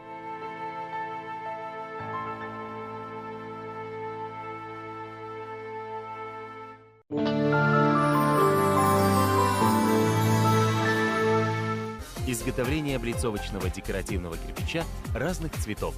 Наш кирпич изготовлен по мировым стандартам качества и не имеет погрешностей в размерах. Все стороны кирпича облицовочные. Наша продукция не имеет аналога в республике. Телефон 8 928 740 0302. «Стройгрупп» предлагает брусчатку, изготовленную методом вибропрессования в соответствии с государственным стандартом. Высокая марка прочности и водоотталкивающие свойства брусчатки обеспечивают наилучшую морозостойкость и долговечность дорожного покрытия. А разнообразие цветовых решений и форм дают большой выбор вариантов укладки. «Стройгрупп» – бесспорное качество. Ковры с давних времен являются необходимыми атрибутами в создании атмосферы, уюта и тепла. Магазин ковров «Династия» поможет вам создать современную и стильную обстановку с помощью роскошных и качественных ковров. Огромный выбор на любой вкус, многообразие оттенков, форм, размеров и своеобразие узоров. Прямые поставки от лучших мировых производителей. Наши ковры отличаются отменным качеством и самыми низкими ценами. Магазин «Династия». Торговый центр «Беркат», 23-й блок. Торговая база «Червленая» – один из крупнейших поставщиков строительно-отделочных материалов в нашей республике, осуществляющих прямые поставки железнодорожным и морским транспортом. Являясь официальным дилером многочисленных предприятий и заводов, находящихся в Европе и России, мы поставили перед собой задачу, чтобы население нашей республики приобретало строительную продукцию от первых рук. Участвуя во всех международных выставках, мы выбираем только качественную продукцию для строительных компаний и населения нашей республики, от лица которой получаем признание и высокую оценку. На базе имеется огромный выставочный комплекс с профессиональными менеджерами, которые приятно удивят вас доброжелательным отношением к каждому клиенту, оказывая различные дизайнерские услуги. Вы останетесь довольны посещением торгово-строительной базы «Червленая», ведь для этого мы и работаем. Торговая база «Червленая». Стройтесь вместе с нами. Вы хотите окружить себя роскошью и комфортом? Хотите уютной, домашней, в то же время королевской обстановки? Тогда наш мебельный салон работает для вас. У нас представлена мебель из массива ценных пород дерева. Спальни, гостиные, столовые, прихожие. Мебель для детских комнат вызывает восторг и восхищение у детей и взрослых. Доставьте себе наслаждение, окружив себя и своих близких безупречным комфортом.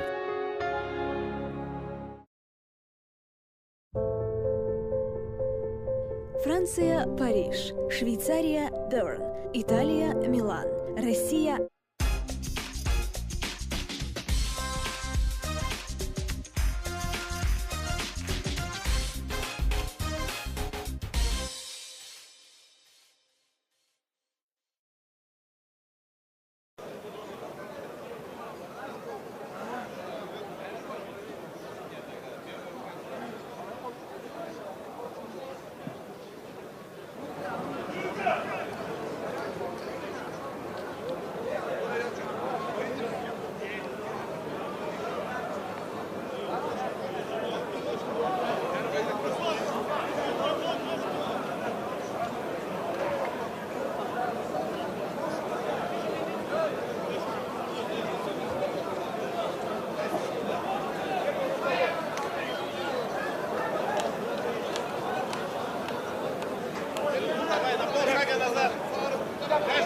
полшага назад, давай. Каждый полшага назад.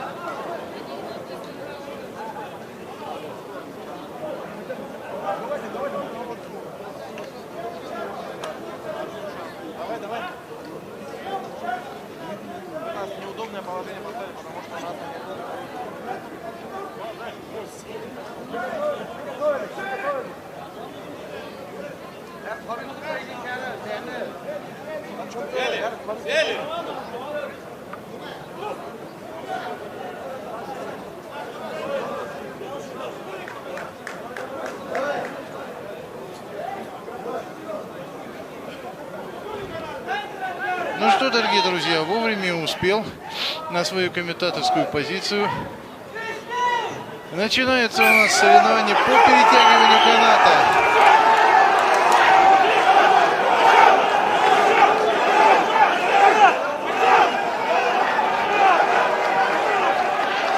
Я думаю, вот здесь сцепление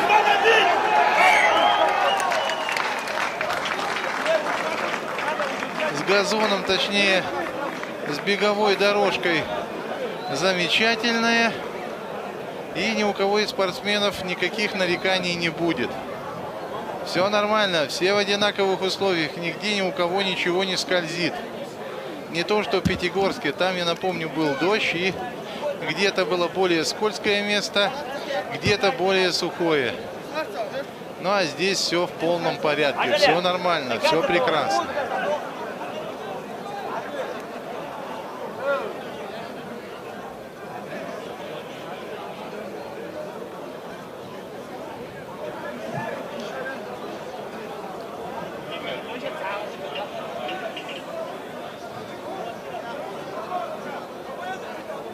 Готовятся команды Кабардино-Балкарской республики и Ставропольского края.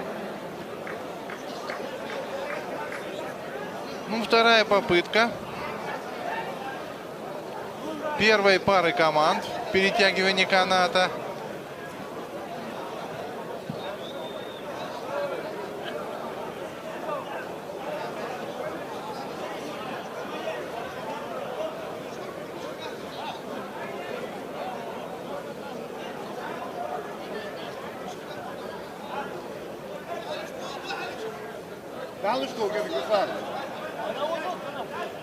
Одна команда уже канат подхватила, вот вторая тоже.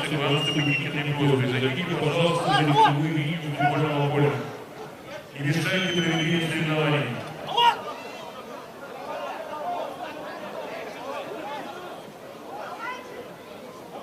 Так же, Абин, Богбелыш, так же.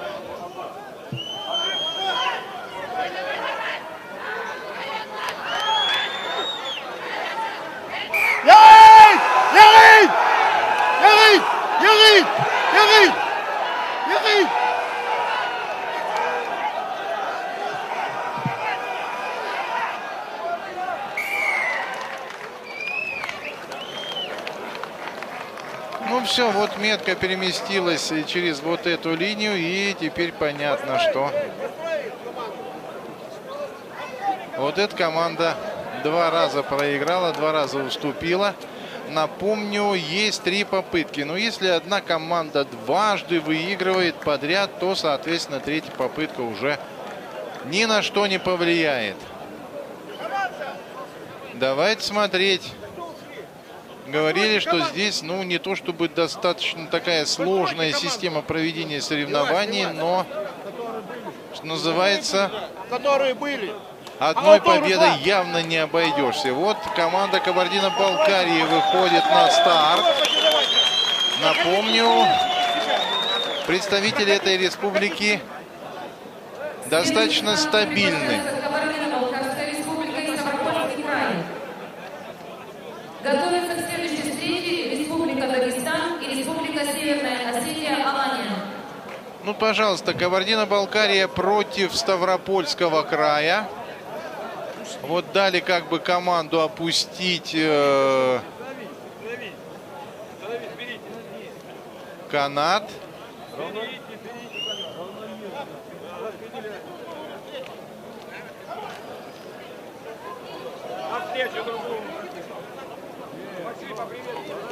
Тоже, видите, нелегкое, конечно, для судейства действо.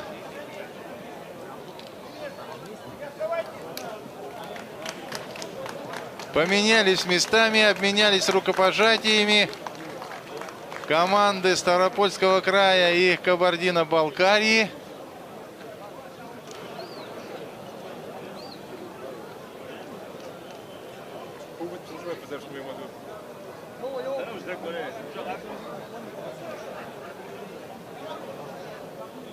И снова взялись за канат. Ну что, кто сильнее, Кабардино-Балкария или Ставропольский край? Ну, конечно, не вся Кабардино-Балкария, не весь Ставропольский край, но, во всяком случае, те спортсмены, которые представляют республику, ну и край соответственно.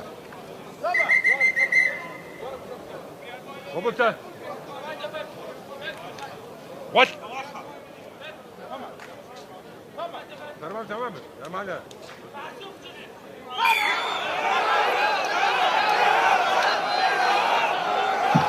Да, ну вот видите, как едут там буквально по беговой дорожке ставропольчане. Все, Кабардино-Балкария выигрывает первую попытку.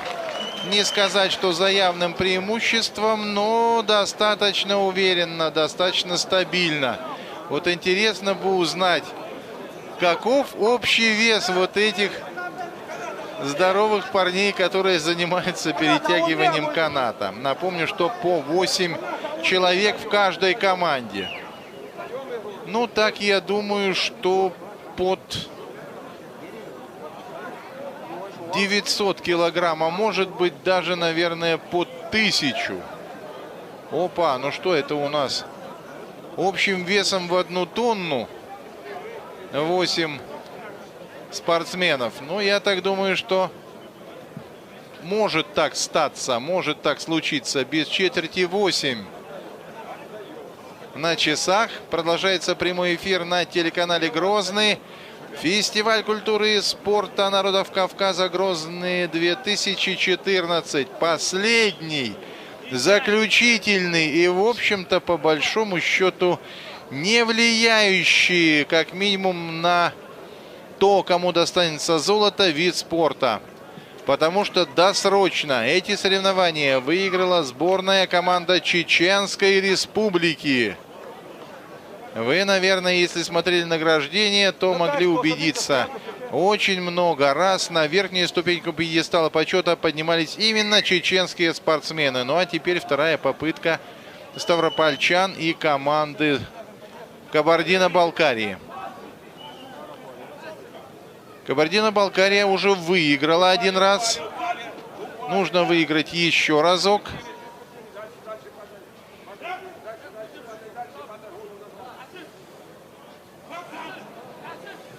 Поехали. Ну, сразу, что называется, дернули представители Кабардино-Балкарии. Ну и без шансов для ставропольчан. Без всяких. 2 победы Кабардино-Балкарии. На схватку вызывается Республика Дагестан и Республика Северная Осетия, Алания. Дагестан против Северной Осетии, Алании. Будем смотреть за этим противостоянием. Северная Осетия не слишком удачно выступила вот на этих Кавказских играх, на этом фестивале культуры и спорта народов Кавказа. Ну, может быть, хотя бы сейчас, может быть, в перетягивании каната возьмут свое спортсмены из Северной Осетии. Посмотрим. Хотя соревноваться им придется со сборной Дагестана. А сборная Дагестана во многих видах спорта считается фаворитом. Ну, вот я смотрю, такие, в общем-то, субтильные перетягиватели каната в команде Северной Осетии. И вот посмотрите, какие богатыри в сборной Дагестана. Ну, не знаю, честно говоря. Может быть, вот эти парни не очень габаритные, но жилистые. Увидим.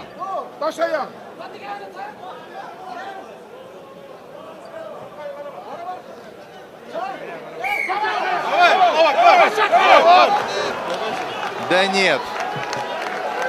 Команда Дагестана так спокойненько дотащила своих соперников до нужной метки.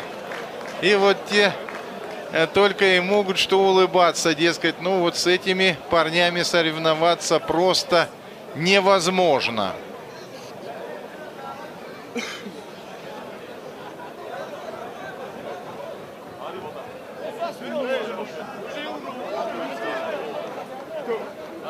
Вторая попытка сейчас. И, в общем, я, например, не сомневаюсь, что команда Дагестана быстренько выиграет и вторую попытку.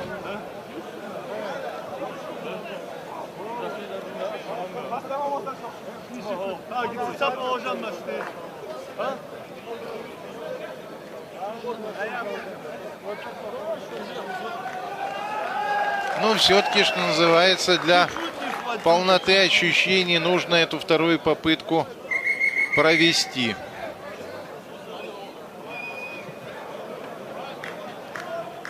Шансов, конечно, у аланцев мало, но, как говорится, чем черт не шутит. Хотя тут чем не шути, вот с этими здоровыми дагестанцами, я думаю, если соперники не будут таких же габаритов, то нет у них никаких шансов. Как у сборной Северной Осетии. Все, Дагестан дважды побеждает. И вы видите, что получилось. Как бы тащили очень сильно канат представители Дагестана, а вот представители Северной Осетии в какой-то момент перестали сопротивляться. И так вот упали на дорожку победители.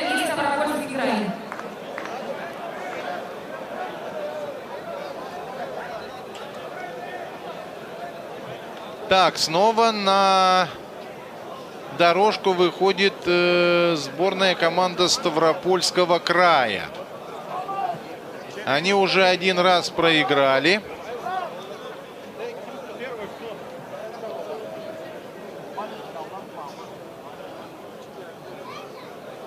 И вот, судя по всему, это дуэль между командами, которые по одной попытке проиграли или нет. Ну, давайте смотреть.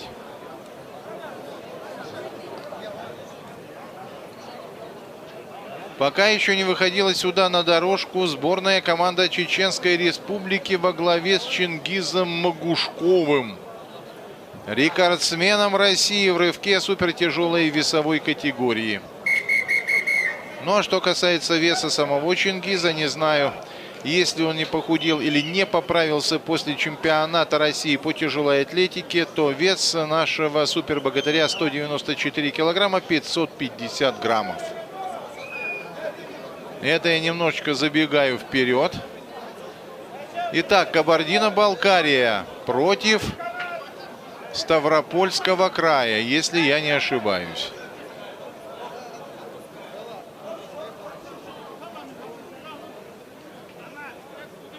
Ну, насчет Кабардино-Балкарии я точно не ошибаюсь. И у ставропольчан шансов никаких. Абсолютно никаких. Что Кабардино-Балкария, что команда Дагестана. Ну вот здоровые, действительно здоровые мужчины, которые могут... Ну, кстати, понимаете, здесь, наверное, дело даже не в здоровье, а в том, чтобы это здоровье направить в нужное русло. Синхронно вот тащить этот канат, синхронно передвигаться. И это тоже, знаете ли, большая наука. Так что сила силой, а головой думать тоже надо. У дагестанцев и у представителей Кабардино-Балкарии это получается.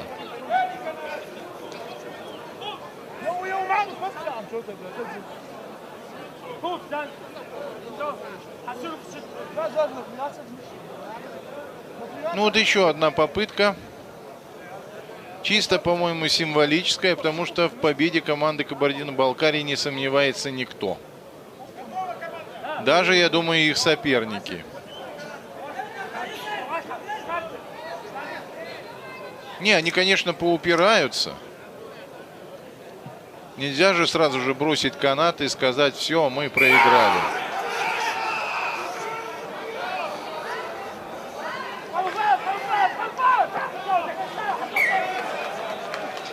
Да. Весомая победа команды Кабардино-Балкарии. Кто следующий? Для схватки приглашается Республика Ингушетия и Ставропольский край. Так, это что значит был не Ставропольский край? Ингушетия против Ставропольского края. Какая незадача, когда комментатор ориентируется исключительно на судью информатора.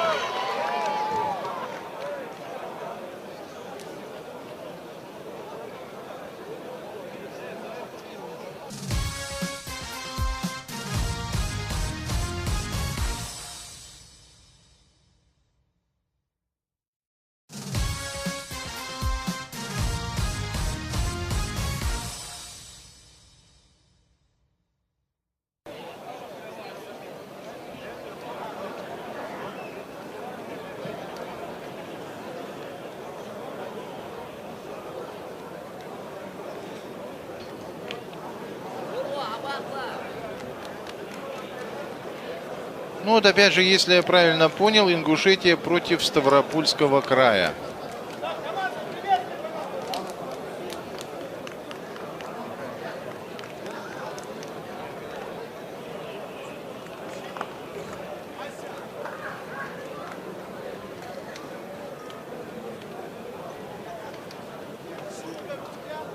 Кто будет сильнее в этой паре, мы с вами увидим буквально через несколько секунд. Ну, так помощнее выглядят представители Ингушетии. Чисто внешне. Но, наверное, не всегда нужно вот на чисто внешний вид ориентироваться. Всякие могут быть заковыки в такой дисциплине, как перетягивание каната.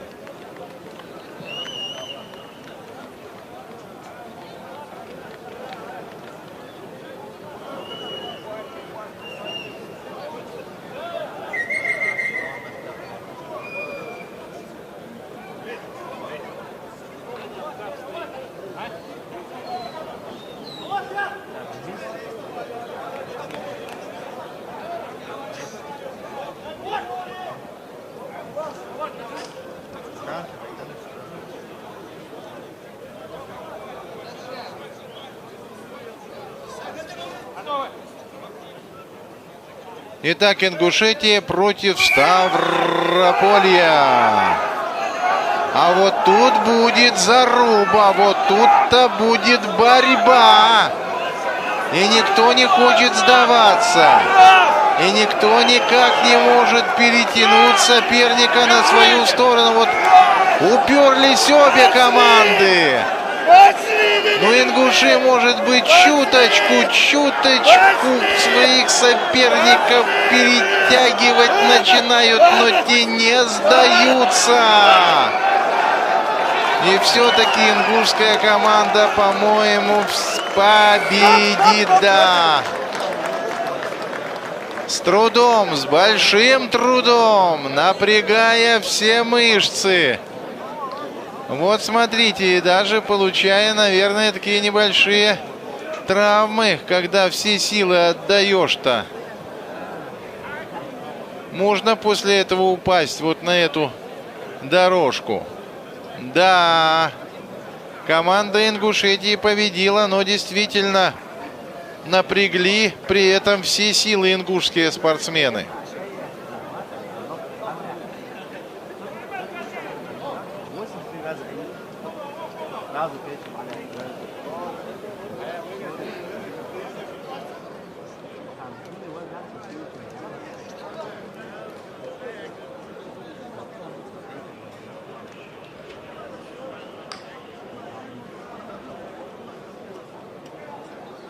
Вторая попытка.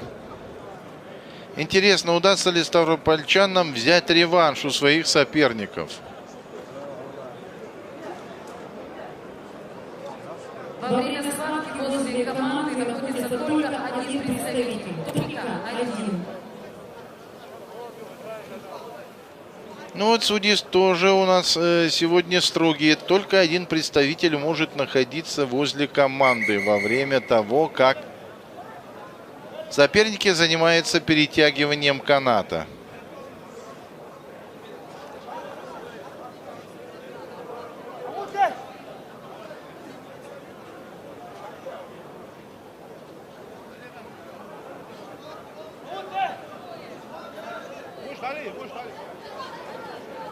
Один представитель, остальные отдаление. Давай, давай, давай.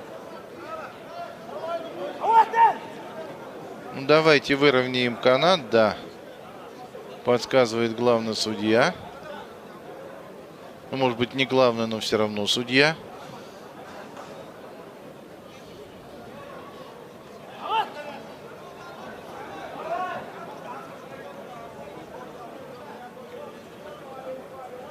Вторая попытка. Напомню, первую выиграли спортсмены Ингушетии.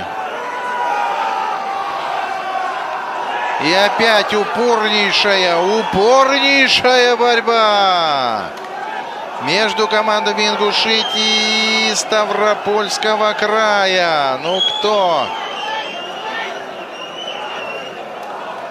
Да, и снова утянули ингуши ставропольчан. Две попытки удачно.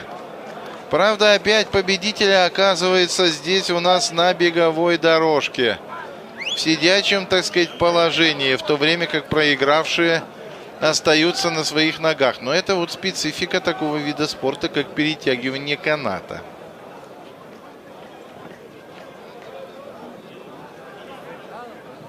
Ждем сборную Чеченской Республики и Чингиза Могушкова.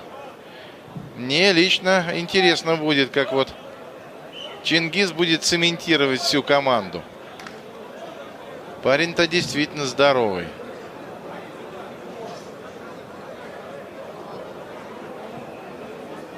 Для схватки приглашается Чеченская Республика и Республика Дагестан. Воу, дорогие друзья, дождались мы полной луны на небе. А помнится, в начале этой прямой телетрансляции я вам говорил: доброе солнечное утро, дорогие друзья. Ну что, теперь добрый вечер.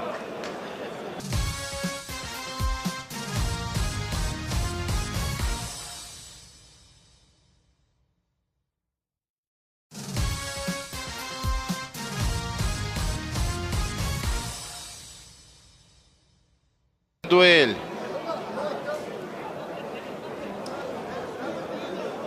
Честно сказать, Вот команда Дагестана уже выстраивается.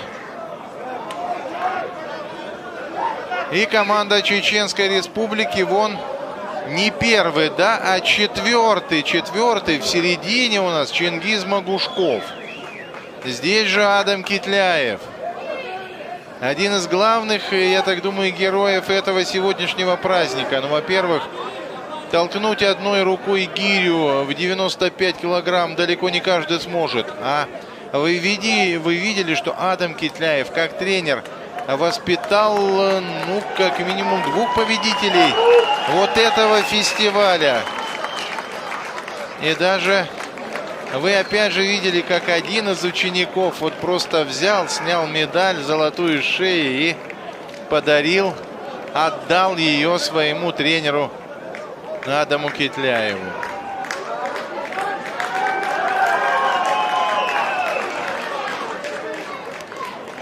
Ну, Асланбек Идиев там мелькнул. Да, хорошая спортивная компания здесь у нас подобралась. Ну, Чечня против Дагестана. Местами поменялись.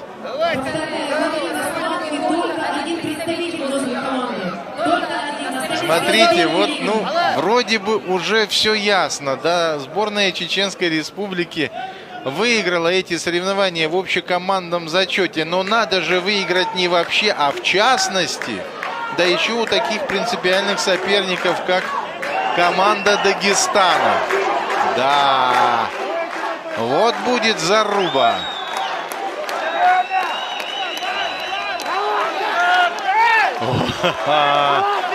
Какое выражение лица.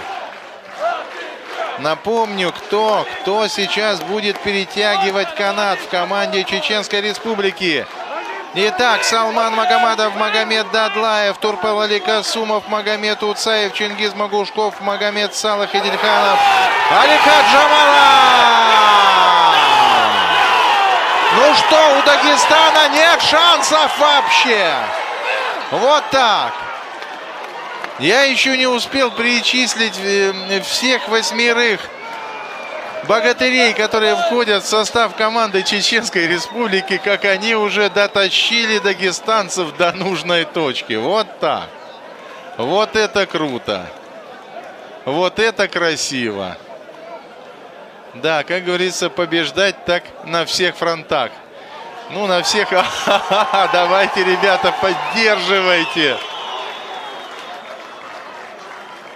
Вы видели, какие, в общем-то, сильные соперники дагестанцы. Да, и то они, что называется, не сдюжили против команды Чеченской Республики. Настолько сильно они дернули. Но это, наверное, самый колоритный участник команды.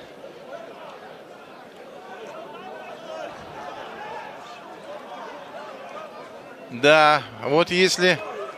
посмотреть вот в лицо такому силачу, я не знаю, я бы, может, хотя нет. Не, я бы тоже боролся до последнего, как сборная команда Дагестана. Они все-таки упирались. Недолго, но упирались.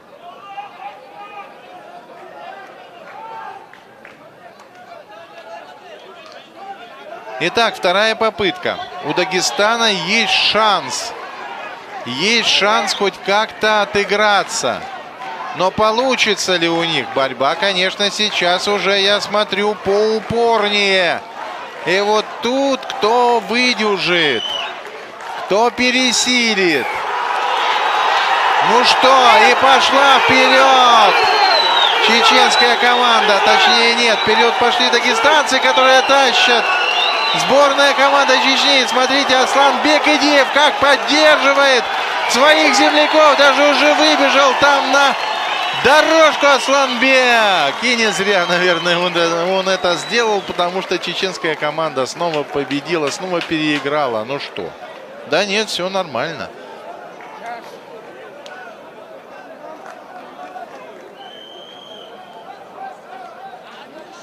Ну вот, Чеченская Республика, победитель сегодняшних Кавказских игр. Да, ну вот после такого супер противостояния, там пожали, конечно, соперники друг другу руки, там ставропольчане, по-моему, выходят на старт. Хорошо бы, если бы судья-информатор повторил, кто у нас сейчас на старте.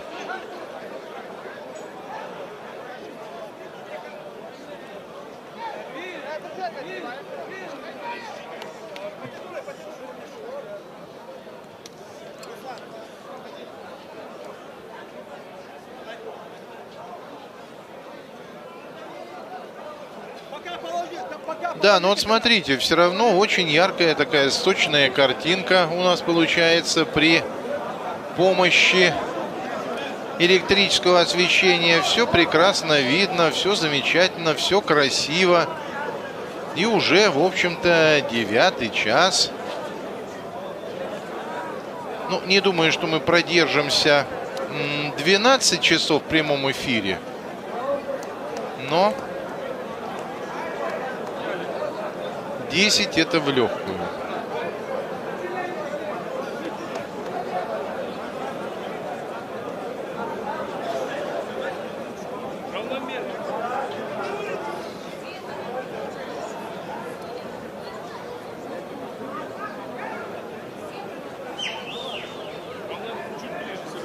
Чтобы они там чуть-чуть, глянь, они близко друг к другу. Да, Ставропольский край. Вот это не Ингушетия или у нас? А кто? Спрашиваю я у Магомеда Чекуева. Кто?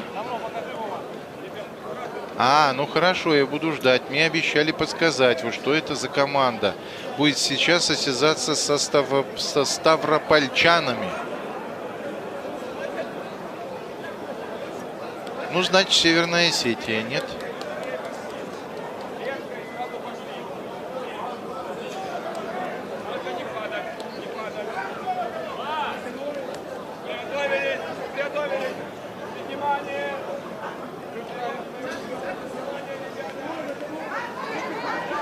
Ну, одна из команд это точно сборная Ставрополь. Карачаево-Черкесии. Вот сам хотел сказать, но меня все-таки опередили. Итак, Карачаево-Черкесия против Ставропольского края. Ну, ставропольчане такие неуступчивые соперники. И представители Карачаево-Черкесии тоже из последних сил, можно сказать, сопротивляются. Ставропольчане все-таки вот так вот подтягивают потихоньку своих соперников к заветной черте. Ну что, смотрите, а ведь те не сдаются. Хотя ставропольчане, вот смотрите, начинают немножечко уже...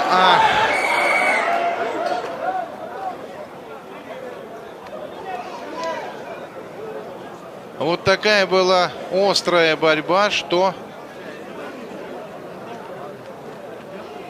По-моему, упали там представители Карачаево-Черкесии, и победа присуждена ставропольчанам. Но это так, что называется, на глазок с расстояния.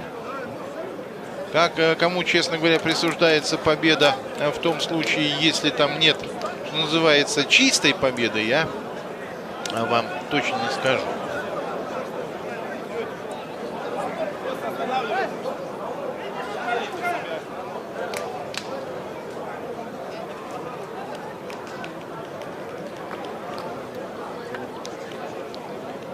Речь Курбанов, который сегодня у нас принимал участие в награждении. Сегодня весь цвет чеченского спорта собрался здесь, на стадионе Султана Белимханова.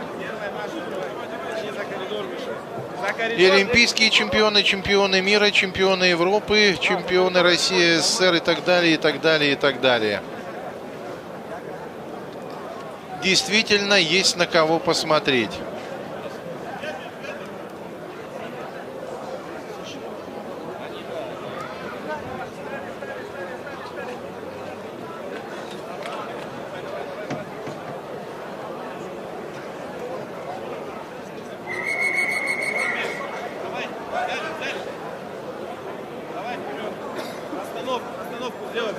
Ну, еще одна попытка.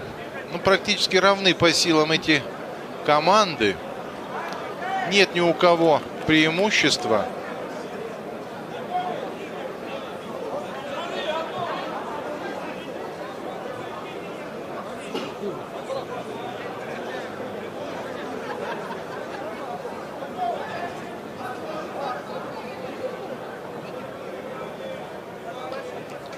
Да, если, конечно, сейчас все пойдут по круговой системе, то это у нас надолго растянется.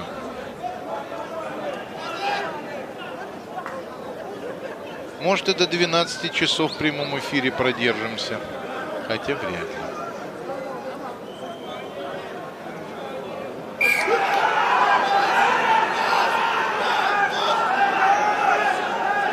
Ну что, ставропольчане сразу взялись за дело.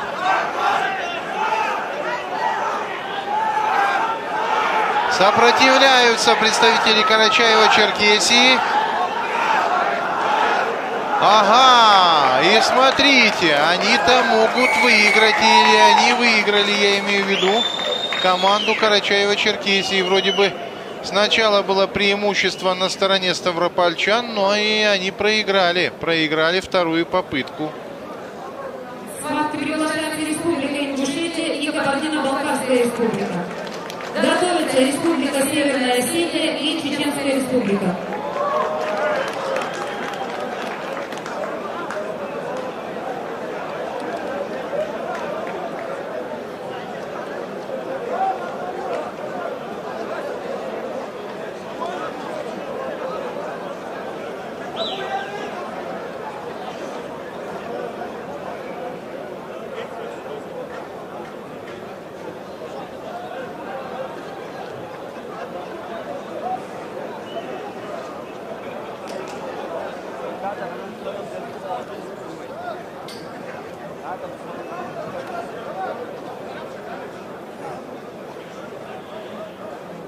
Ну что, продолжаем, мои дорогие друзья, рассказывать вам о соревнованиях фестиваля культуры и спорта народов Кавказа, перетягивание каната. Вот, пожалуйста, сборная команда Чеченской Республики вот так расправляется с командой Дагестана. Без особых проблем. Силы, конечно, затратили, но все великолепно.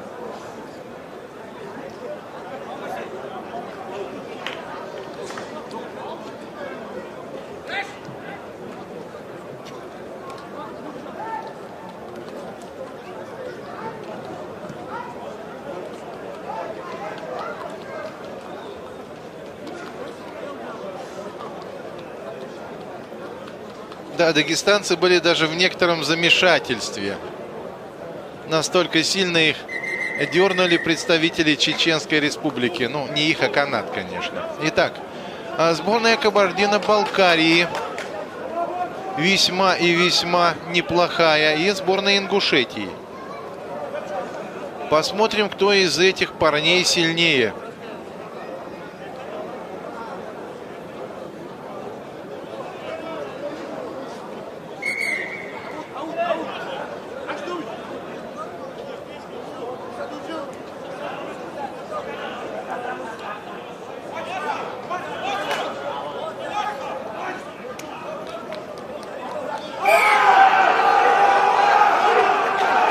Да, ну здесь, по-моему, без шансов и без вариантов.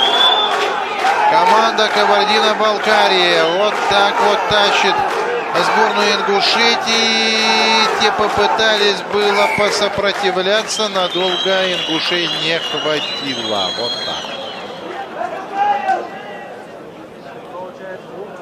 Неужели в финале, если таковой будет, встретится сборная Чеченской Республики, которая уже показала свою силу, и сборная Кабардино-Балкарии, которую мы тоже видели в деле?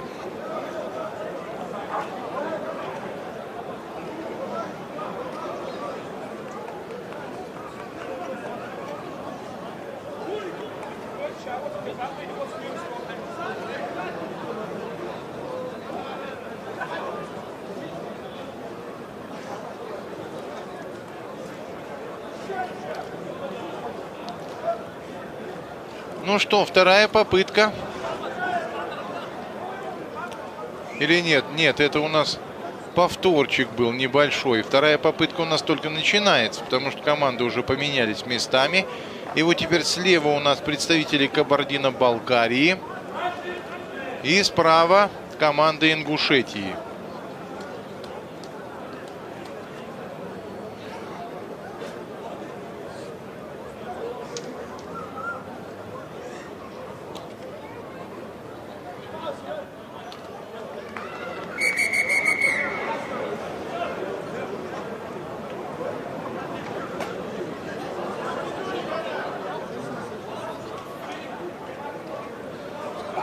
Ну что, упрутся ингуши? Или все-таки команда...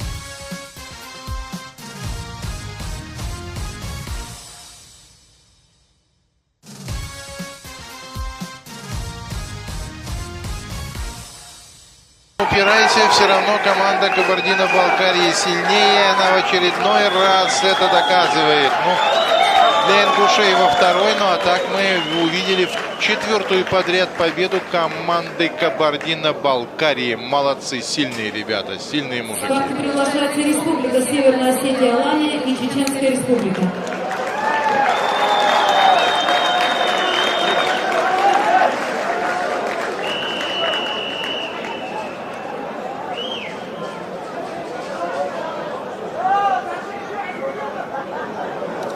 Вот видите, вот так руководил своими подопечными, ну не сказать тренера, так подсказыватель, что ли, сборной Кабардино-Балкарии. Чечня против Алании, Северной Осетии. Ну, здесь, я думаю, победителя предсказывать нет никакой надобности. Мы видели, что, ну, команда из Северной Осетии такая... не шибко мощная, но оказалась она к тому же еще и не жилистая. Я думаю, что без труда чеченская сборная расправится со своими соперниками.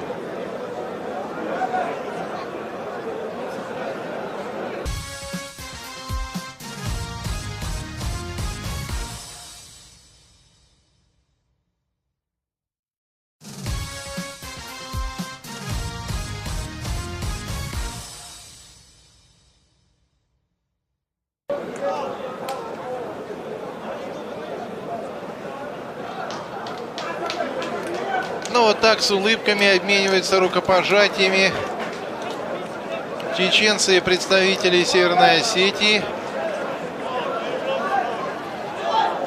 Еще раз напомню состав чеченской команды, если кто не слышал. Итак, в команде Салман Магомадов, Магомед Далдаев, Турпал Касумов, Магомед Уцаев, Чингиз Магушков, Магомед Салах, Эдильханов, Алихат Джамалов.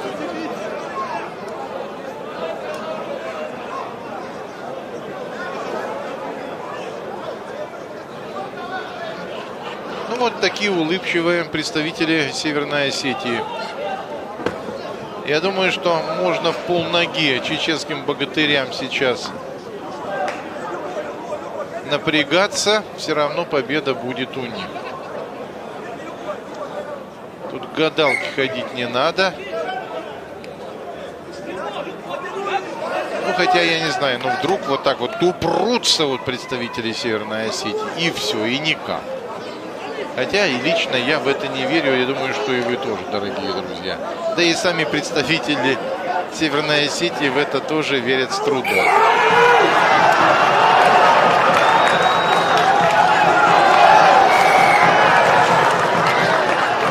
Очень быстро, можно сказать, мгновенно.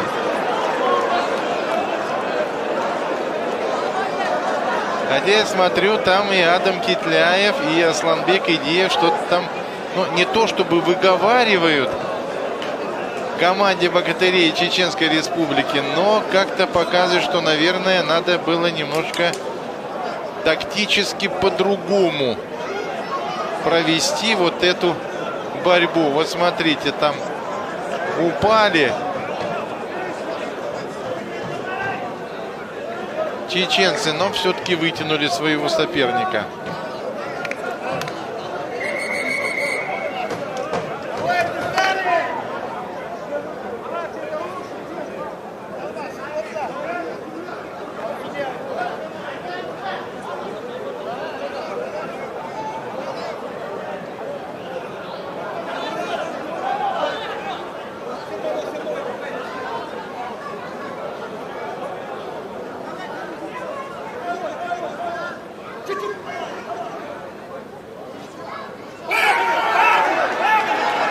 Вторая попытка. Ну вот теперь спокойно. Кто-то из команды Чечни даже одной рукой там тащил этот канат. Ну и вот такие дружелюбные, улыбчивые представители Северной Осетии. Ну что, ну проиграли. Что ж делать? Как же можно вот таким здоровым дядькам-то не проиграть? Внимание, прослушайте порядок спиртовых игр за места. За 5-е место встречаются команды Ставропольского края и Республики Северная Осетия Алания. За 3-е место встречаются команды Республики Ингушетия и Республики Дагестан. И за 1-е место встречаются команды Республики Кабардино-Балкарии и Чеченской Республики. Ну что, если вы слышали, дорогие друзья, мы получили тот финал, который ждали, который предполагали. Сборная Кабардино-Балкарии против команды Чеченской Республики. Но до этого нам предстоит увидеть дуэль за 5-е место. Ставропольчане против Северной Осетии. Далее за 3-е место поборется Ингушетия и команда Дагестана. Ну а вот эти здоровые ребята из сборной Чеченской Республики за 1-е место поборются с командой Кабардино-Балкарии. Но здесь они, в общем-то, не особо напрягались. Но, тем не менее, в очередной раз победили. Молодцы.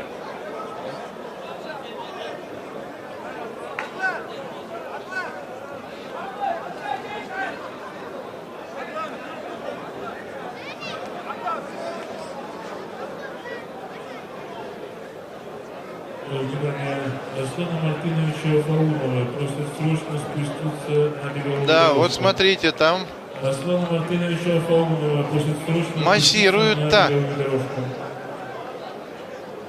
И Чингиз Магушков, и Тамерлан Гучигов.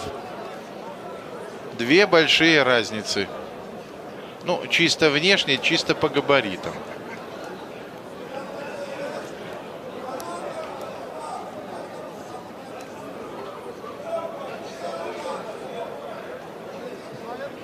Ждем соперников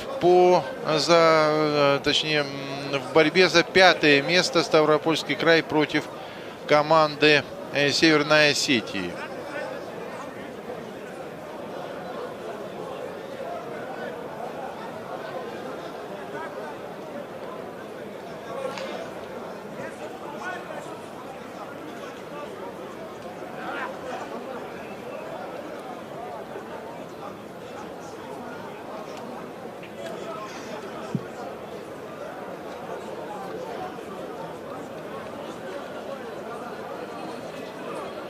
Ну, Асланбек Идеев, вы видели, даже показывает силачам, как правильно расслабляться.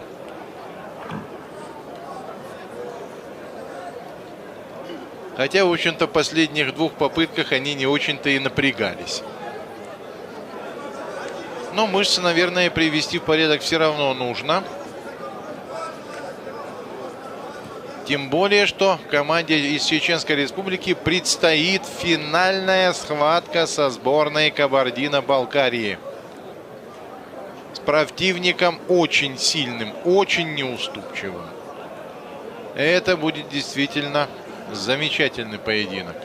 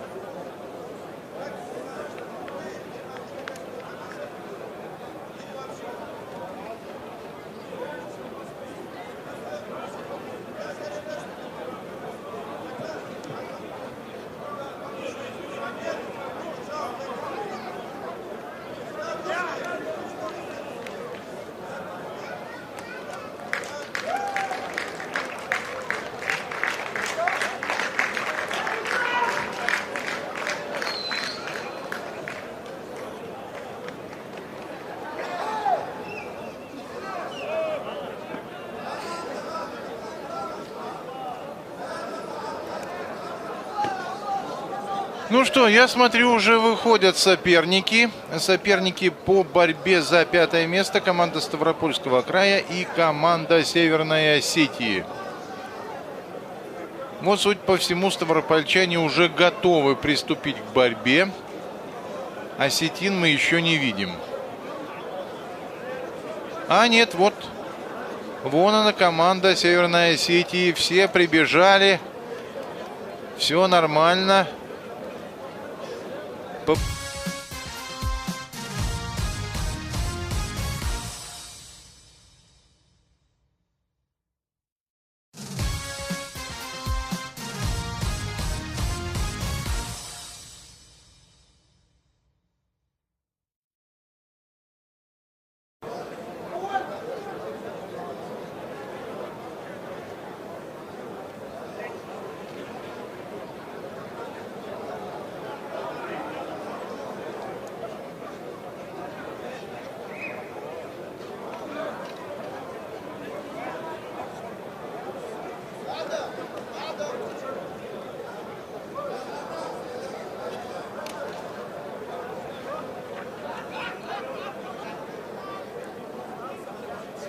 Да, ну вот там у нас бурное обсуждение каких-то результатов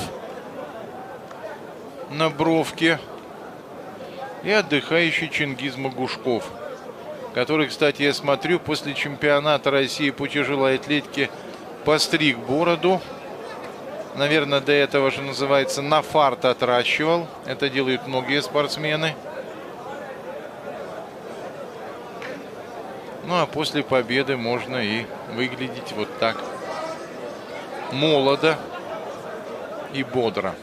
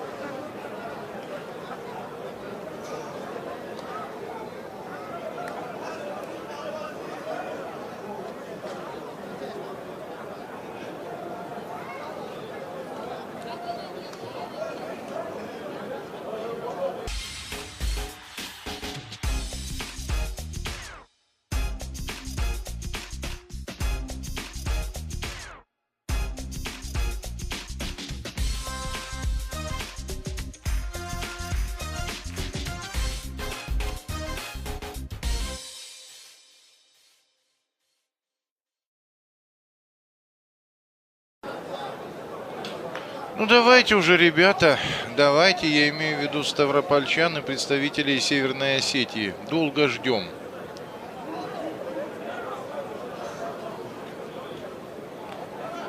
А эфир прямой все продолжается и продолжается.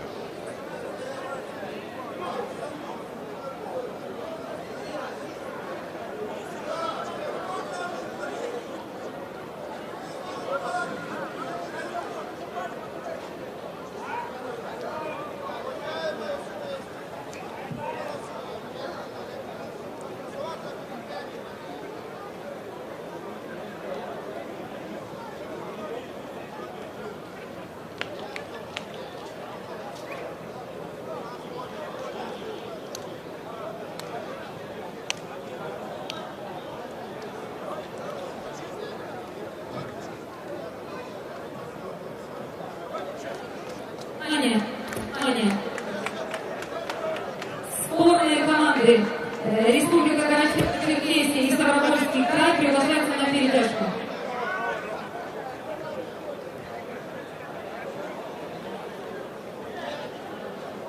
Ах, вон оказывается, в чем дело.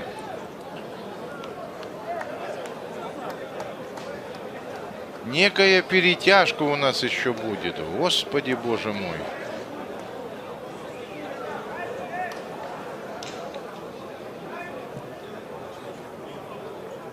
Да.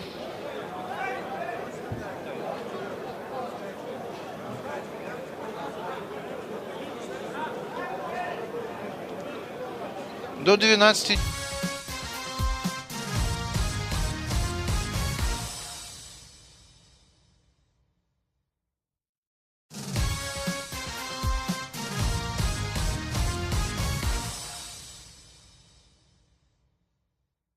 Ставропольского края и Карачаево-Черкесии. Вот там действительно я видел представителей Карачаево-Черкесии, которые вот отстояли свои права.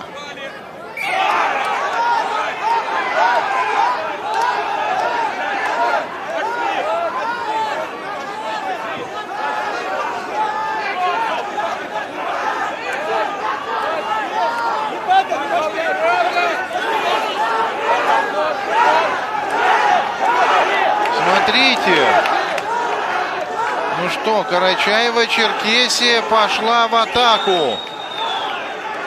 Поначалу выступали представители Карачаево-Черкесии и ставропольчанам, и вот, смотрите, выиграли. Это что получается теперь? С Аланией будет соревноваться команда Карачаево-Черкесии? Да. Борьба здесь ведется не только за золото, но даже и за любое место, будь то 5-е, 6-е, ну за 7-е вообще можно никакой борьбы не вести.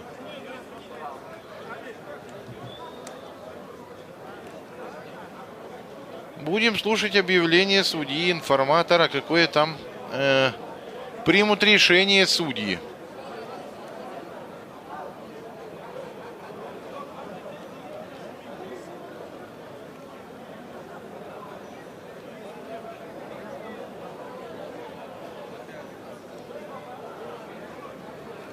Ну и снова на ваших экранах был Адам Китляев, один из главных героев этого праздника. Ну, это мое мнение.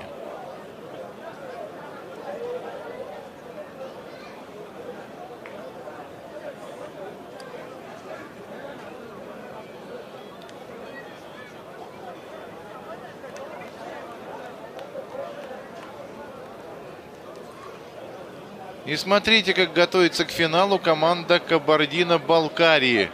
Внимание!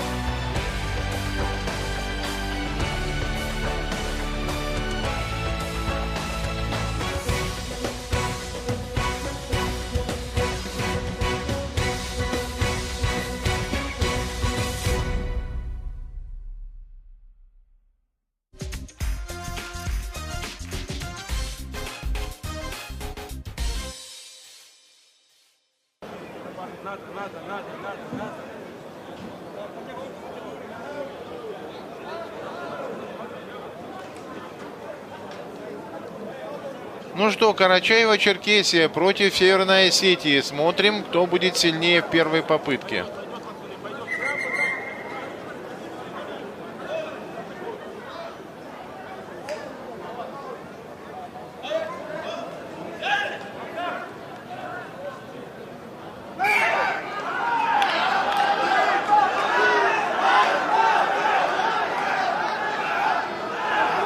Да, ну команда Карачаево-Черкесии действительно вот на таком, можно сказать, вздрызге, да, на положительных эмоциях. Все-таки, я думаю, обыграет команду Северной Осетии. Обыграли. Будет вторая попытка.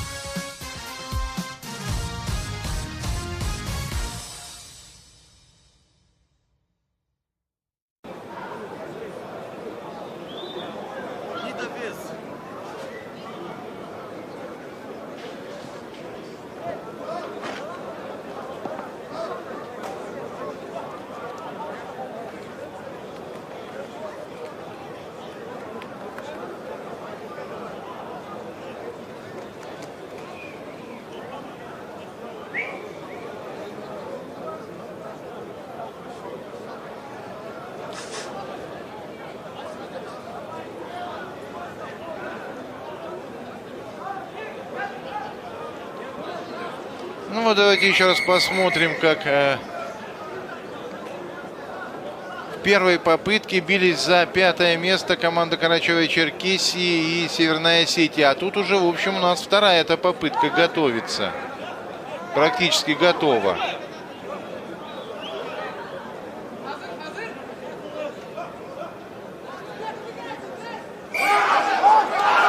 Да, и сразу, буквально сразу команда Карачаево-Черкесии старается завладеть инициативой. Завладевает. Северная Осетия упирается. Но, ну что, получится. Смотрите, из последних сил команда Карачаево-Черкесии все-таки добивается успеха. Ну что, 5-е место для них, можно сказать, счастье. 6-е место у команды из Северной Осетии. Ну и что получается? 7-е место у Ставропольского края. Опять последнее. Незадача. Кто как готовился, тот такое место и занимает. Ингушетия против Дагестана. Борьба за 3-е место.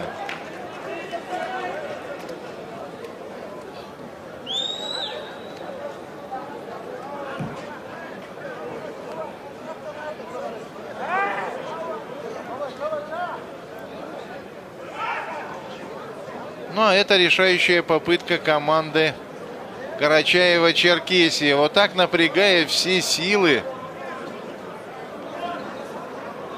падая и снова вставая, представители Карачаево-Черкесии выбили себе 5-е место в перетягивании каната.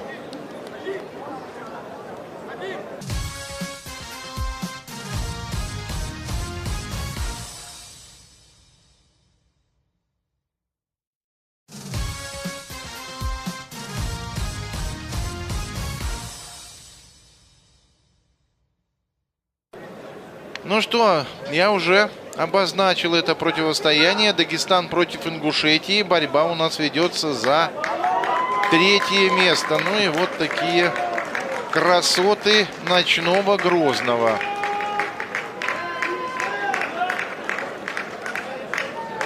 И спортивные красоты стадиона имени Султана Билимханова.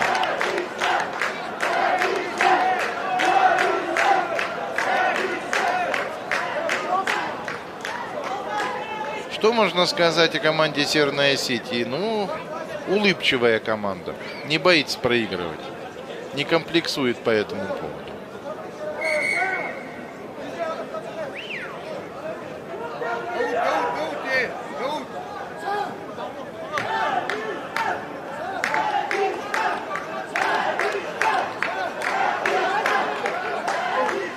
Ну что, Дагестан поддерживает достаточно активно. И кто пошел в атаку? Смотрите, достаточно мощные парни в команде Ингушетии. Они упираются. Но вот команда Дагестана вот еще чуточку, еще немножечко. Да, упорная команда из Ингушетии, но все-таки дагестанцы сильнее. Мастеровитее, это, конечно, было видно в первой попытке.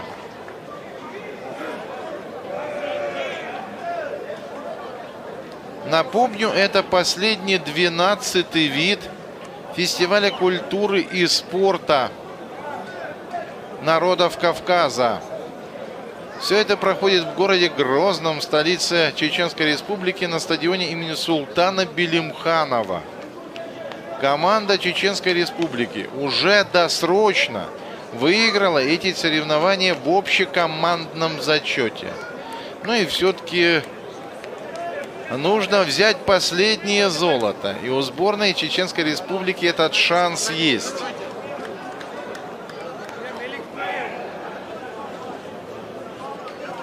Вот сейчас победить очень сильную Кабардино-Балкарию в перетягивании каната. И это будет действительно, ну, как сказать, фурор, не фурор, но очень удачно, очень успешно выступит чеченская команда вот на этом 5-м юбилейном фестивале культуры и спорта народов Кавказа.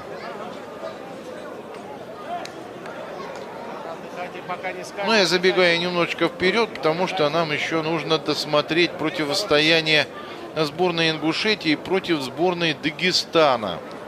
Первую попытку выиграли дагестанцы с напряжением сил, но все-таки достаточно уверенно. И посмотрим, удастся ли ингушам во второй попытке хоть как-то склонить чашу весов на свою сторону. Упираться они умеют, упираются они, что называется, до последнего, но тем не менее проиграли, уступили сборной команде Дагестана.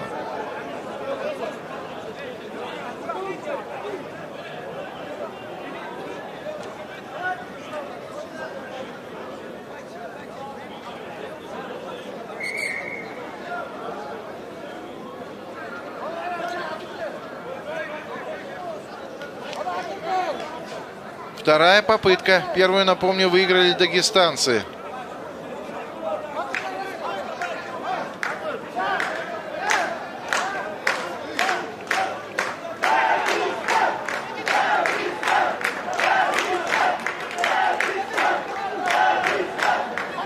Да, но отметочка-то на стороне команды Ингушетии была.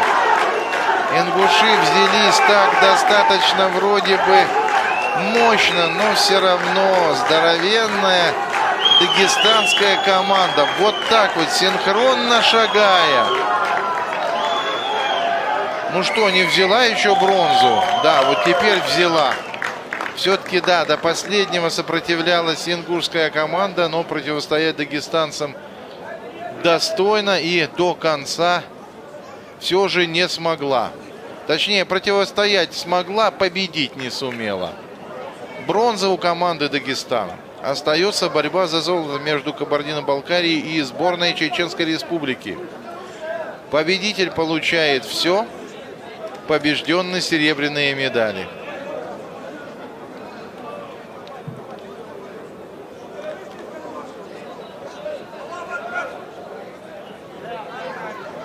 Вот смотрите, сегодня спортсмены из Чечни выиграли перенос тяжести на дистанцию.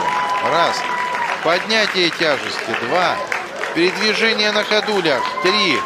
Армспорт. Первое место. Эстафета. Первое место. Ну, мини-футбол второе. Ну, если выиграем борьбу на поясах, то ровно половина видов спорта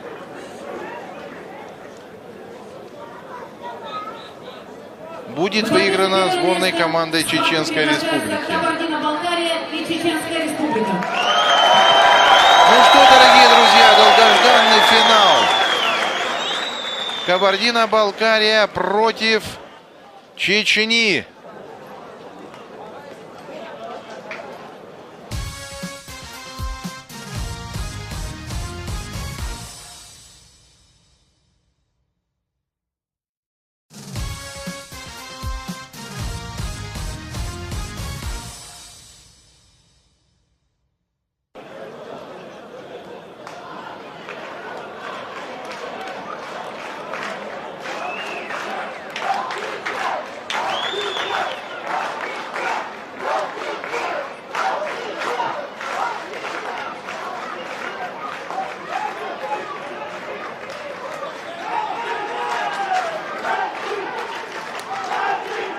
Итак, еще раз назову тех, кто будет отстаивать честь Чечни в перетягивании каната. Салман Магомадов, Магомед Далдаев, Турпал Касумов, Магомед Уцаев, Чингиз Магушков, Магомед Салах Эдельханов, Алихат Джамалов.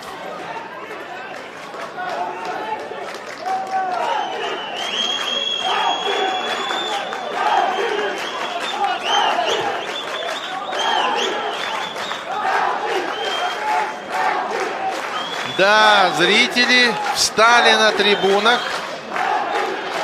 Смотрите, как активно поддерживают и ту, и другую команду.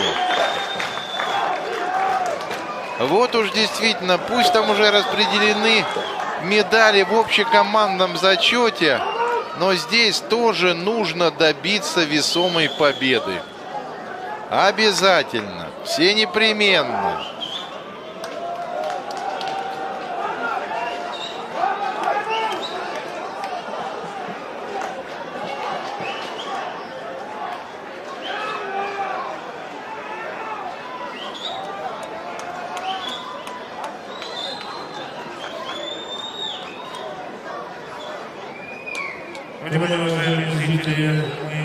Асланбек Идиев успел даже там плечи помассировать кому-то из сборной Чеченской Республики. Вот так он готовит штангистов перед решающей попыткой. Пожалуйста, не мешайте. Идет финальная схватка. Будьте любезны, 2 шага назад.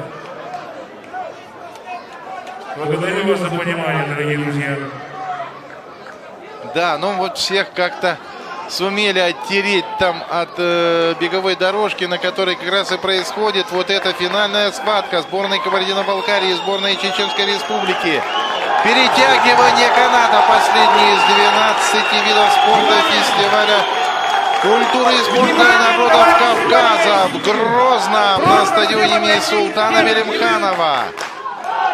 Сейчас определится последний победитель этого фестиваля.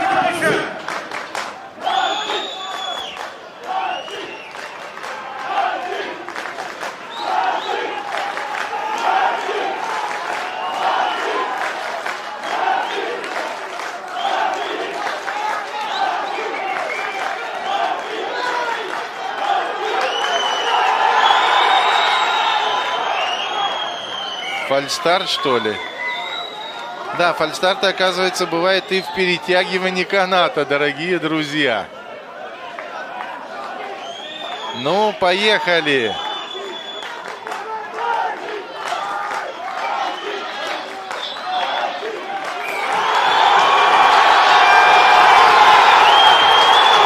Да неужели? Смотрите.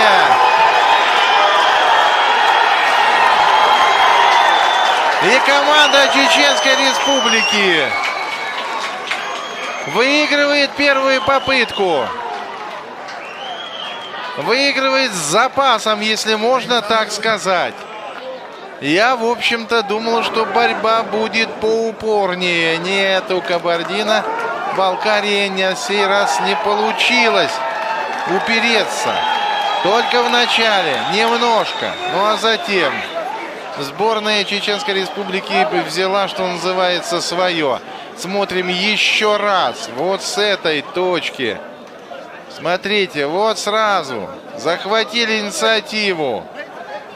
Вот здесь вот небольшое торможение было. И после этого сборная Чеченской Республики перетянула таки соперников на свою половину. Нет проблем. Вторая попытка. Ну, будет ли она такой успешной для сборной Чеченской Республики, сейчас мы посмотрим. Спасибо. Но я думаю, что парни готовы к великим свершениям.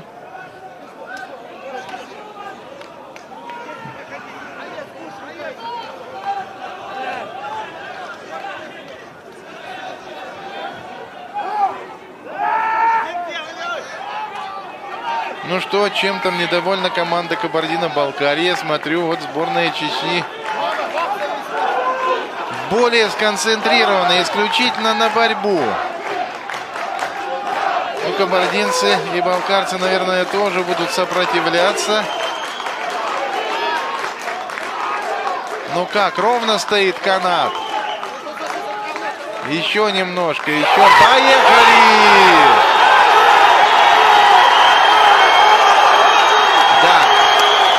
Соревноваться с этими ребятами невозможно. Невозможно. Адам Китляев, Асланбек Идиев, которые были рядом с командой, откровенно ликуют. Итак, последнее золото фестиваля культуры и спорта народов Кавказа. Грозный 2014 выиграла сборная Чеченской Республики в перетягивании каната. Выиграла очень уверенно в финале, переиграв команду Кабардино-Балкарии. Ну вот мне обещает разговор с Чингизом Магушковым. Я очень даже не против. Очень.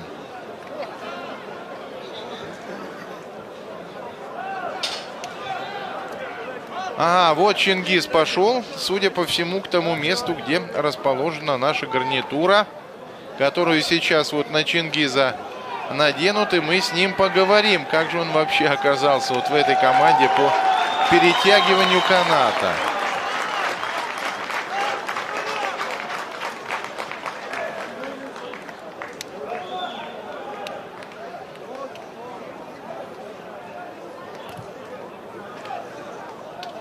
Ну и еще раз вы видите, как красиво переиграли своих соперников. Ну, в кавычках, так сказать, чеченские бурлаки. Чингиз!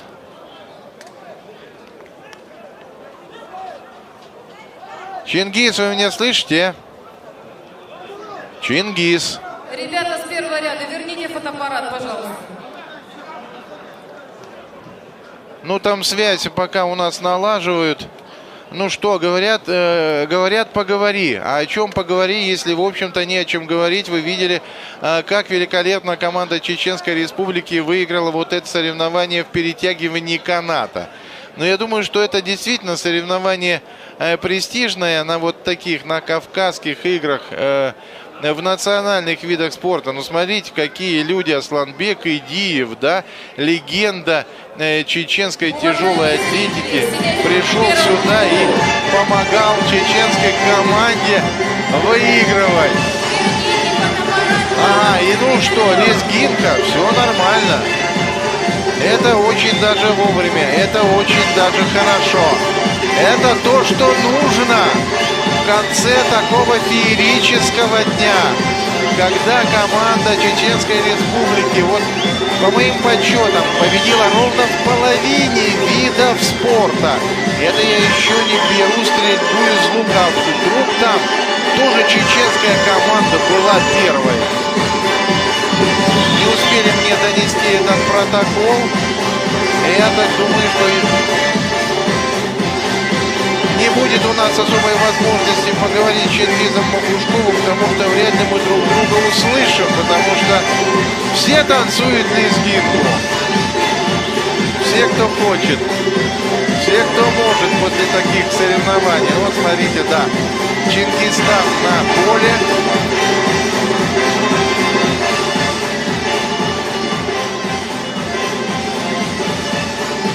Очередная чеченская команда празднует победу.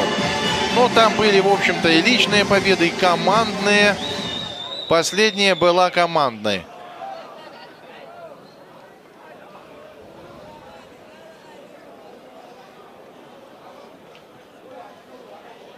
Ну вот нас ждут еще 3 награждения. Мини-футбол, соответственно, перетягивание каната и, насколько я понимаю, стрельба из лука.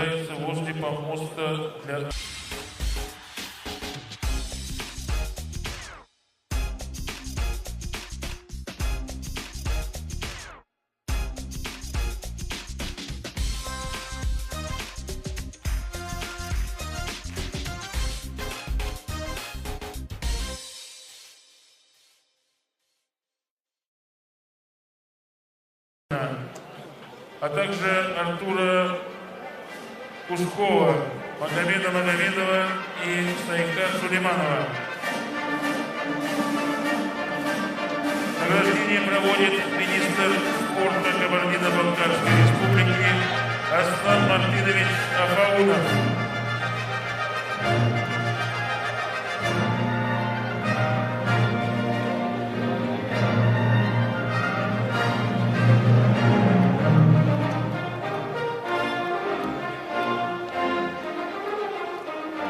Ну вот я послушал, дорогие друзья, даже в стрельбе из лука. Ну давайте про стрельбу из лука немножко попозже. Чингиз Магушков все-таки у нас на связи. Чингиз, вы меня слышите? Да, я вас слышу, Геннадий. Чингиз, ну вот опять нам с вами придется поговорить о том, как вы добились очередной победы. Я, честно говоря, с большим удивлением прочел вашу фамилию среди участников вот в этой команде по перетягиванию каната. Как вы там вообще очутились? Ну, Геннадий, вы должны были меня запомнить еще с чемпионата России мою фамилию. Нет, не то, что вашу фамилию, а как вы, рекордсмен России в рывке в супертяжелой весовой категории, оказались вот в команде по перетягиванию каната. Ну, я сначала еще в самые первые игры, когда были в Черкесске, кажется, я там участвовал. Это мои 3-й кавказские игры по перетягиванию каната. А вот скажите, чем вам нравится вот это вот командный вид спорта? Все-таки тяжелая атлетика, вид спорта индивидуальный. Ну, здесь, видите, здесь командно. Как говорят, вот есть такое животное, сороконожка. Она, когда своими ногами все она ход идет лучше. Точно так же все мы как, одним телом начали работать, мы видели, мы никому шансов не дали. А то, что вот этот спорт меня привлек, как-то, я вам скажу, одно. Ну, у меня друзья здесь давно, они попросили, я выступил вот так. Я тоже... Чингиз, вот у меня еще один такой вопрос, я начал подсчитывать. А сколько весят все участники команды? Ну, я так думаю, что тонну точно. Ну, мы последний раз вешивались тонну 343 килограмма. Вау! Вот это победители, вот это супер. Чингиз, я вас поздравляю, все просто великолепно. Вы действительно никому не оставили шансов перетягивания каната. Один из самых престижных видов спорта на Кавказских играх. Великолепно, прекрасно. Еще раз вас с победой. Спасибо вам большое. И спасибо всем зрителям, кто нас поддерживал. Все, как говорят, родные стены больше сил дают. Вот они нам дали сегодня. Всем спасибо большое. Очень много они вам дали сил. Молодцы, ребята. Спасибо. Спасибо, Чингиз. Ну что, вот уже наградили лучников, точнее лучниц. И здесь второе место мы, в общем-то, с вами, дорогие друзья, знали, заняла Аваза Цукаева. Ну, а что касается стрельбы из лука у мужчин, то Сайхан Сулейманов тоже у нас, в общем-то, стрелялся неплохо. На 3-е место поднимается чеченский спортсмен. Второе место занял представитель Республики Дагестан Магомед Магомедов. Ну и Магомед Магомедов из Дагестана у нас серебряный призер. И кто же у нас стал победителем? Посмотрим. Победителем 5-го фестиваля культуры и спорта народов Кавказа 2014.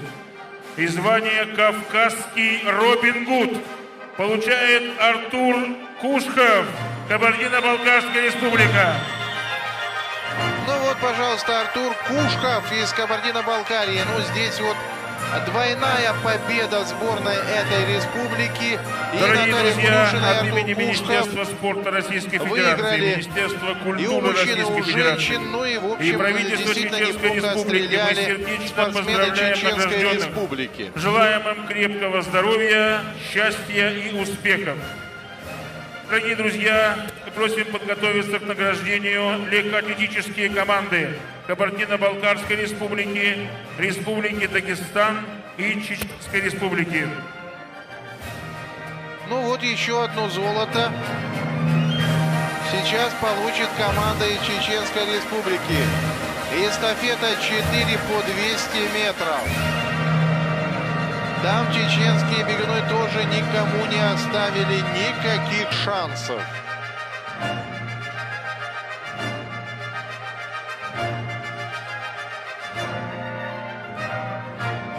Дорогие друзья, мы еще раз просим подготовиться к церемонии награждения эстафетной команды из Кабардино-Балкарии, Дагестана и Чечни. Вот интересно, удастся ли собрать эти эстафетные команды, потому что у спортсменов есть все-таки такая особенность. Заканчивается соревнование и уже мало кого найдешь. Но все-таки, наверное, должны оставаться у нас призеры.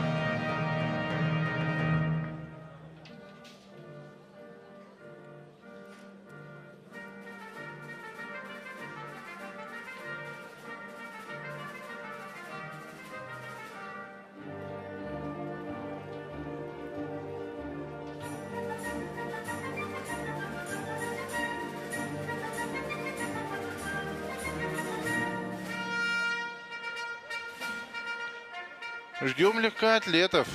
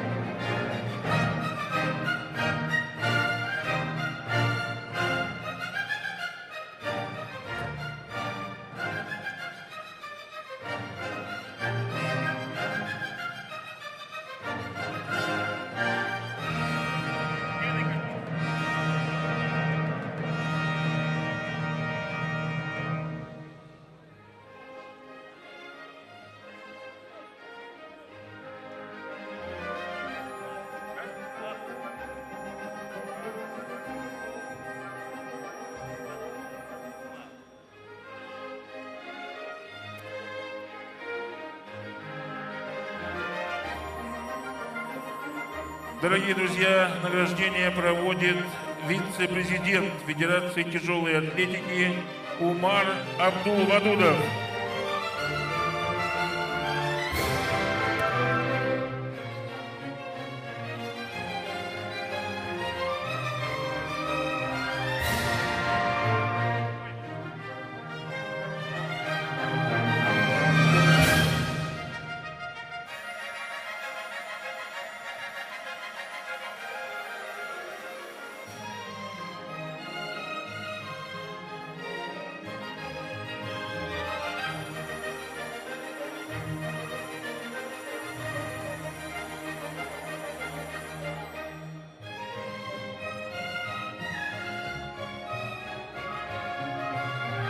Дорогие друзья, бронзовыми медалями за третье место в легкоатлетической эстафете 4 по 200 метров награждена команда Кабардино-Балкарской республики.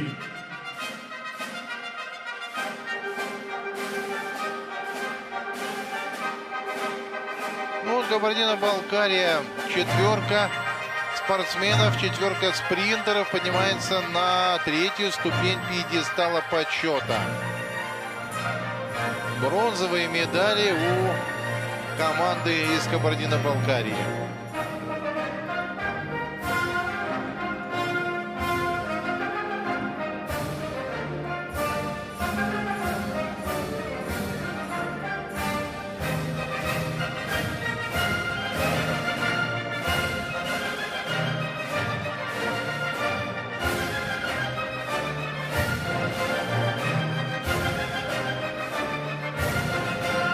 Все-таки назову каждого из спортсменов. Алим Кульчаев, Аслан Дезадов, Изнаур Фиапшев, Казбек Шампаров. Сборная команда Кабардино-Балкарии. Бронзовый призер в эстафете 4 по 200 метров. В легкоатлетической эстафете уточню.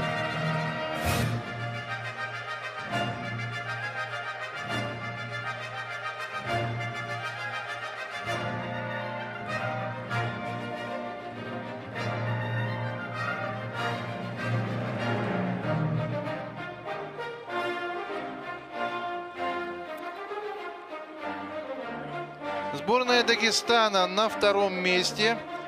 Бастамир Мусаев, Нурлан Алиев, Ренат Амрахов, Руслан Максимов. Вот эти парни, вот эти спринтеры представляли Дагестан. Дорогие друзья, победителем 5-го фестиваля культуры и спорта народов Кавказа в легкоатлетической эстафете 4 по 200 метров стала команда Чеченской Республики. Ну вот команда Чеченской Республики.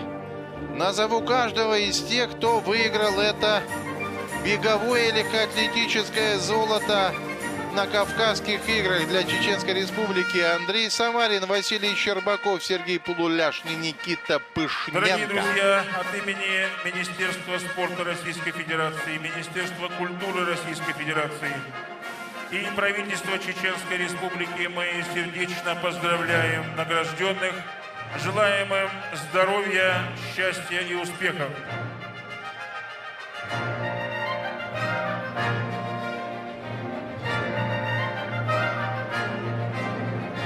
Дорогие друзья, мы просим подготовиться к церемонии награждения мини-футбольные команды Карачаево-Черкесской Республики, Чеченской Республики и Республики Дагестан.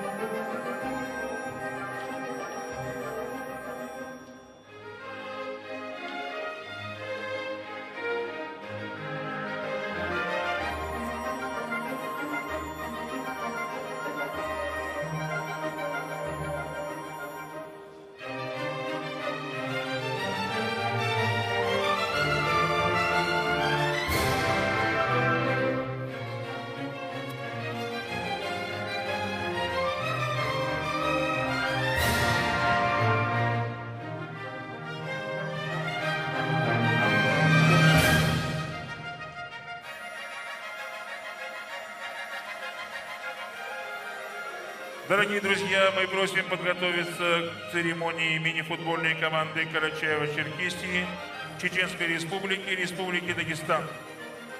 Награждение проводит министр спорта Республики Дагестан Магомед Юсуфович Магомедов и министр спорта Чеченской Республики Казмагомед Хайдарович Кизриев.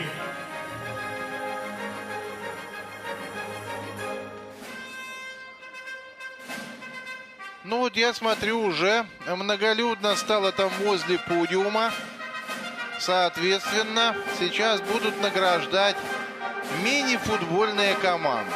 Ну, здесь сборная Дагестана на первом месте. На третьем команда Ингушетии. Ну и вице-чемпионами стали чеченские мини-футболисты.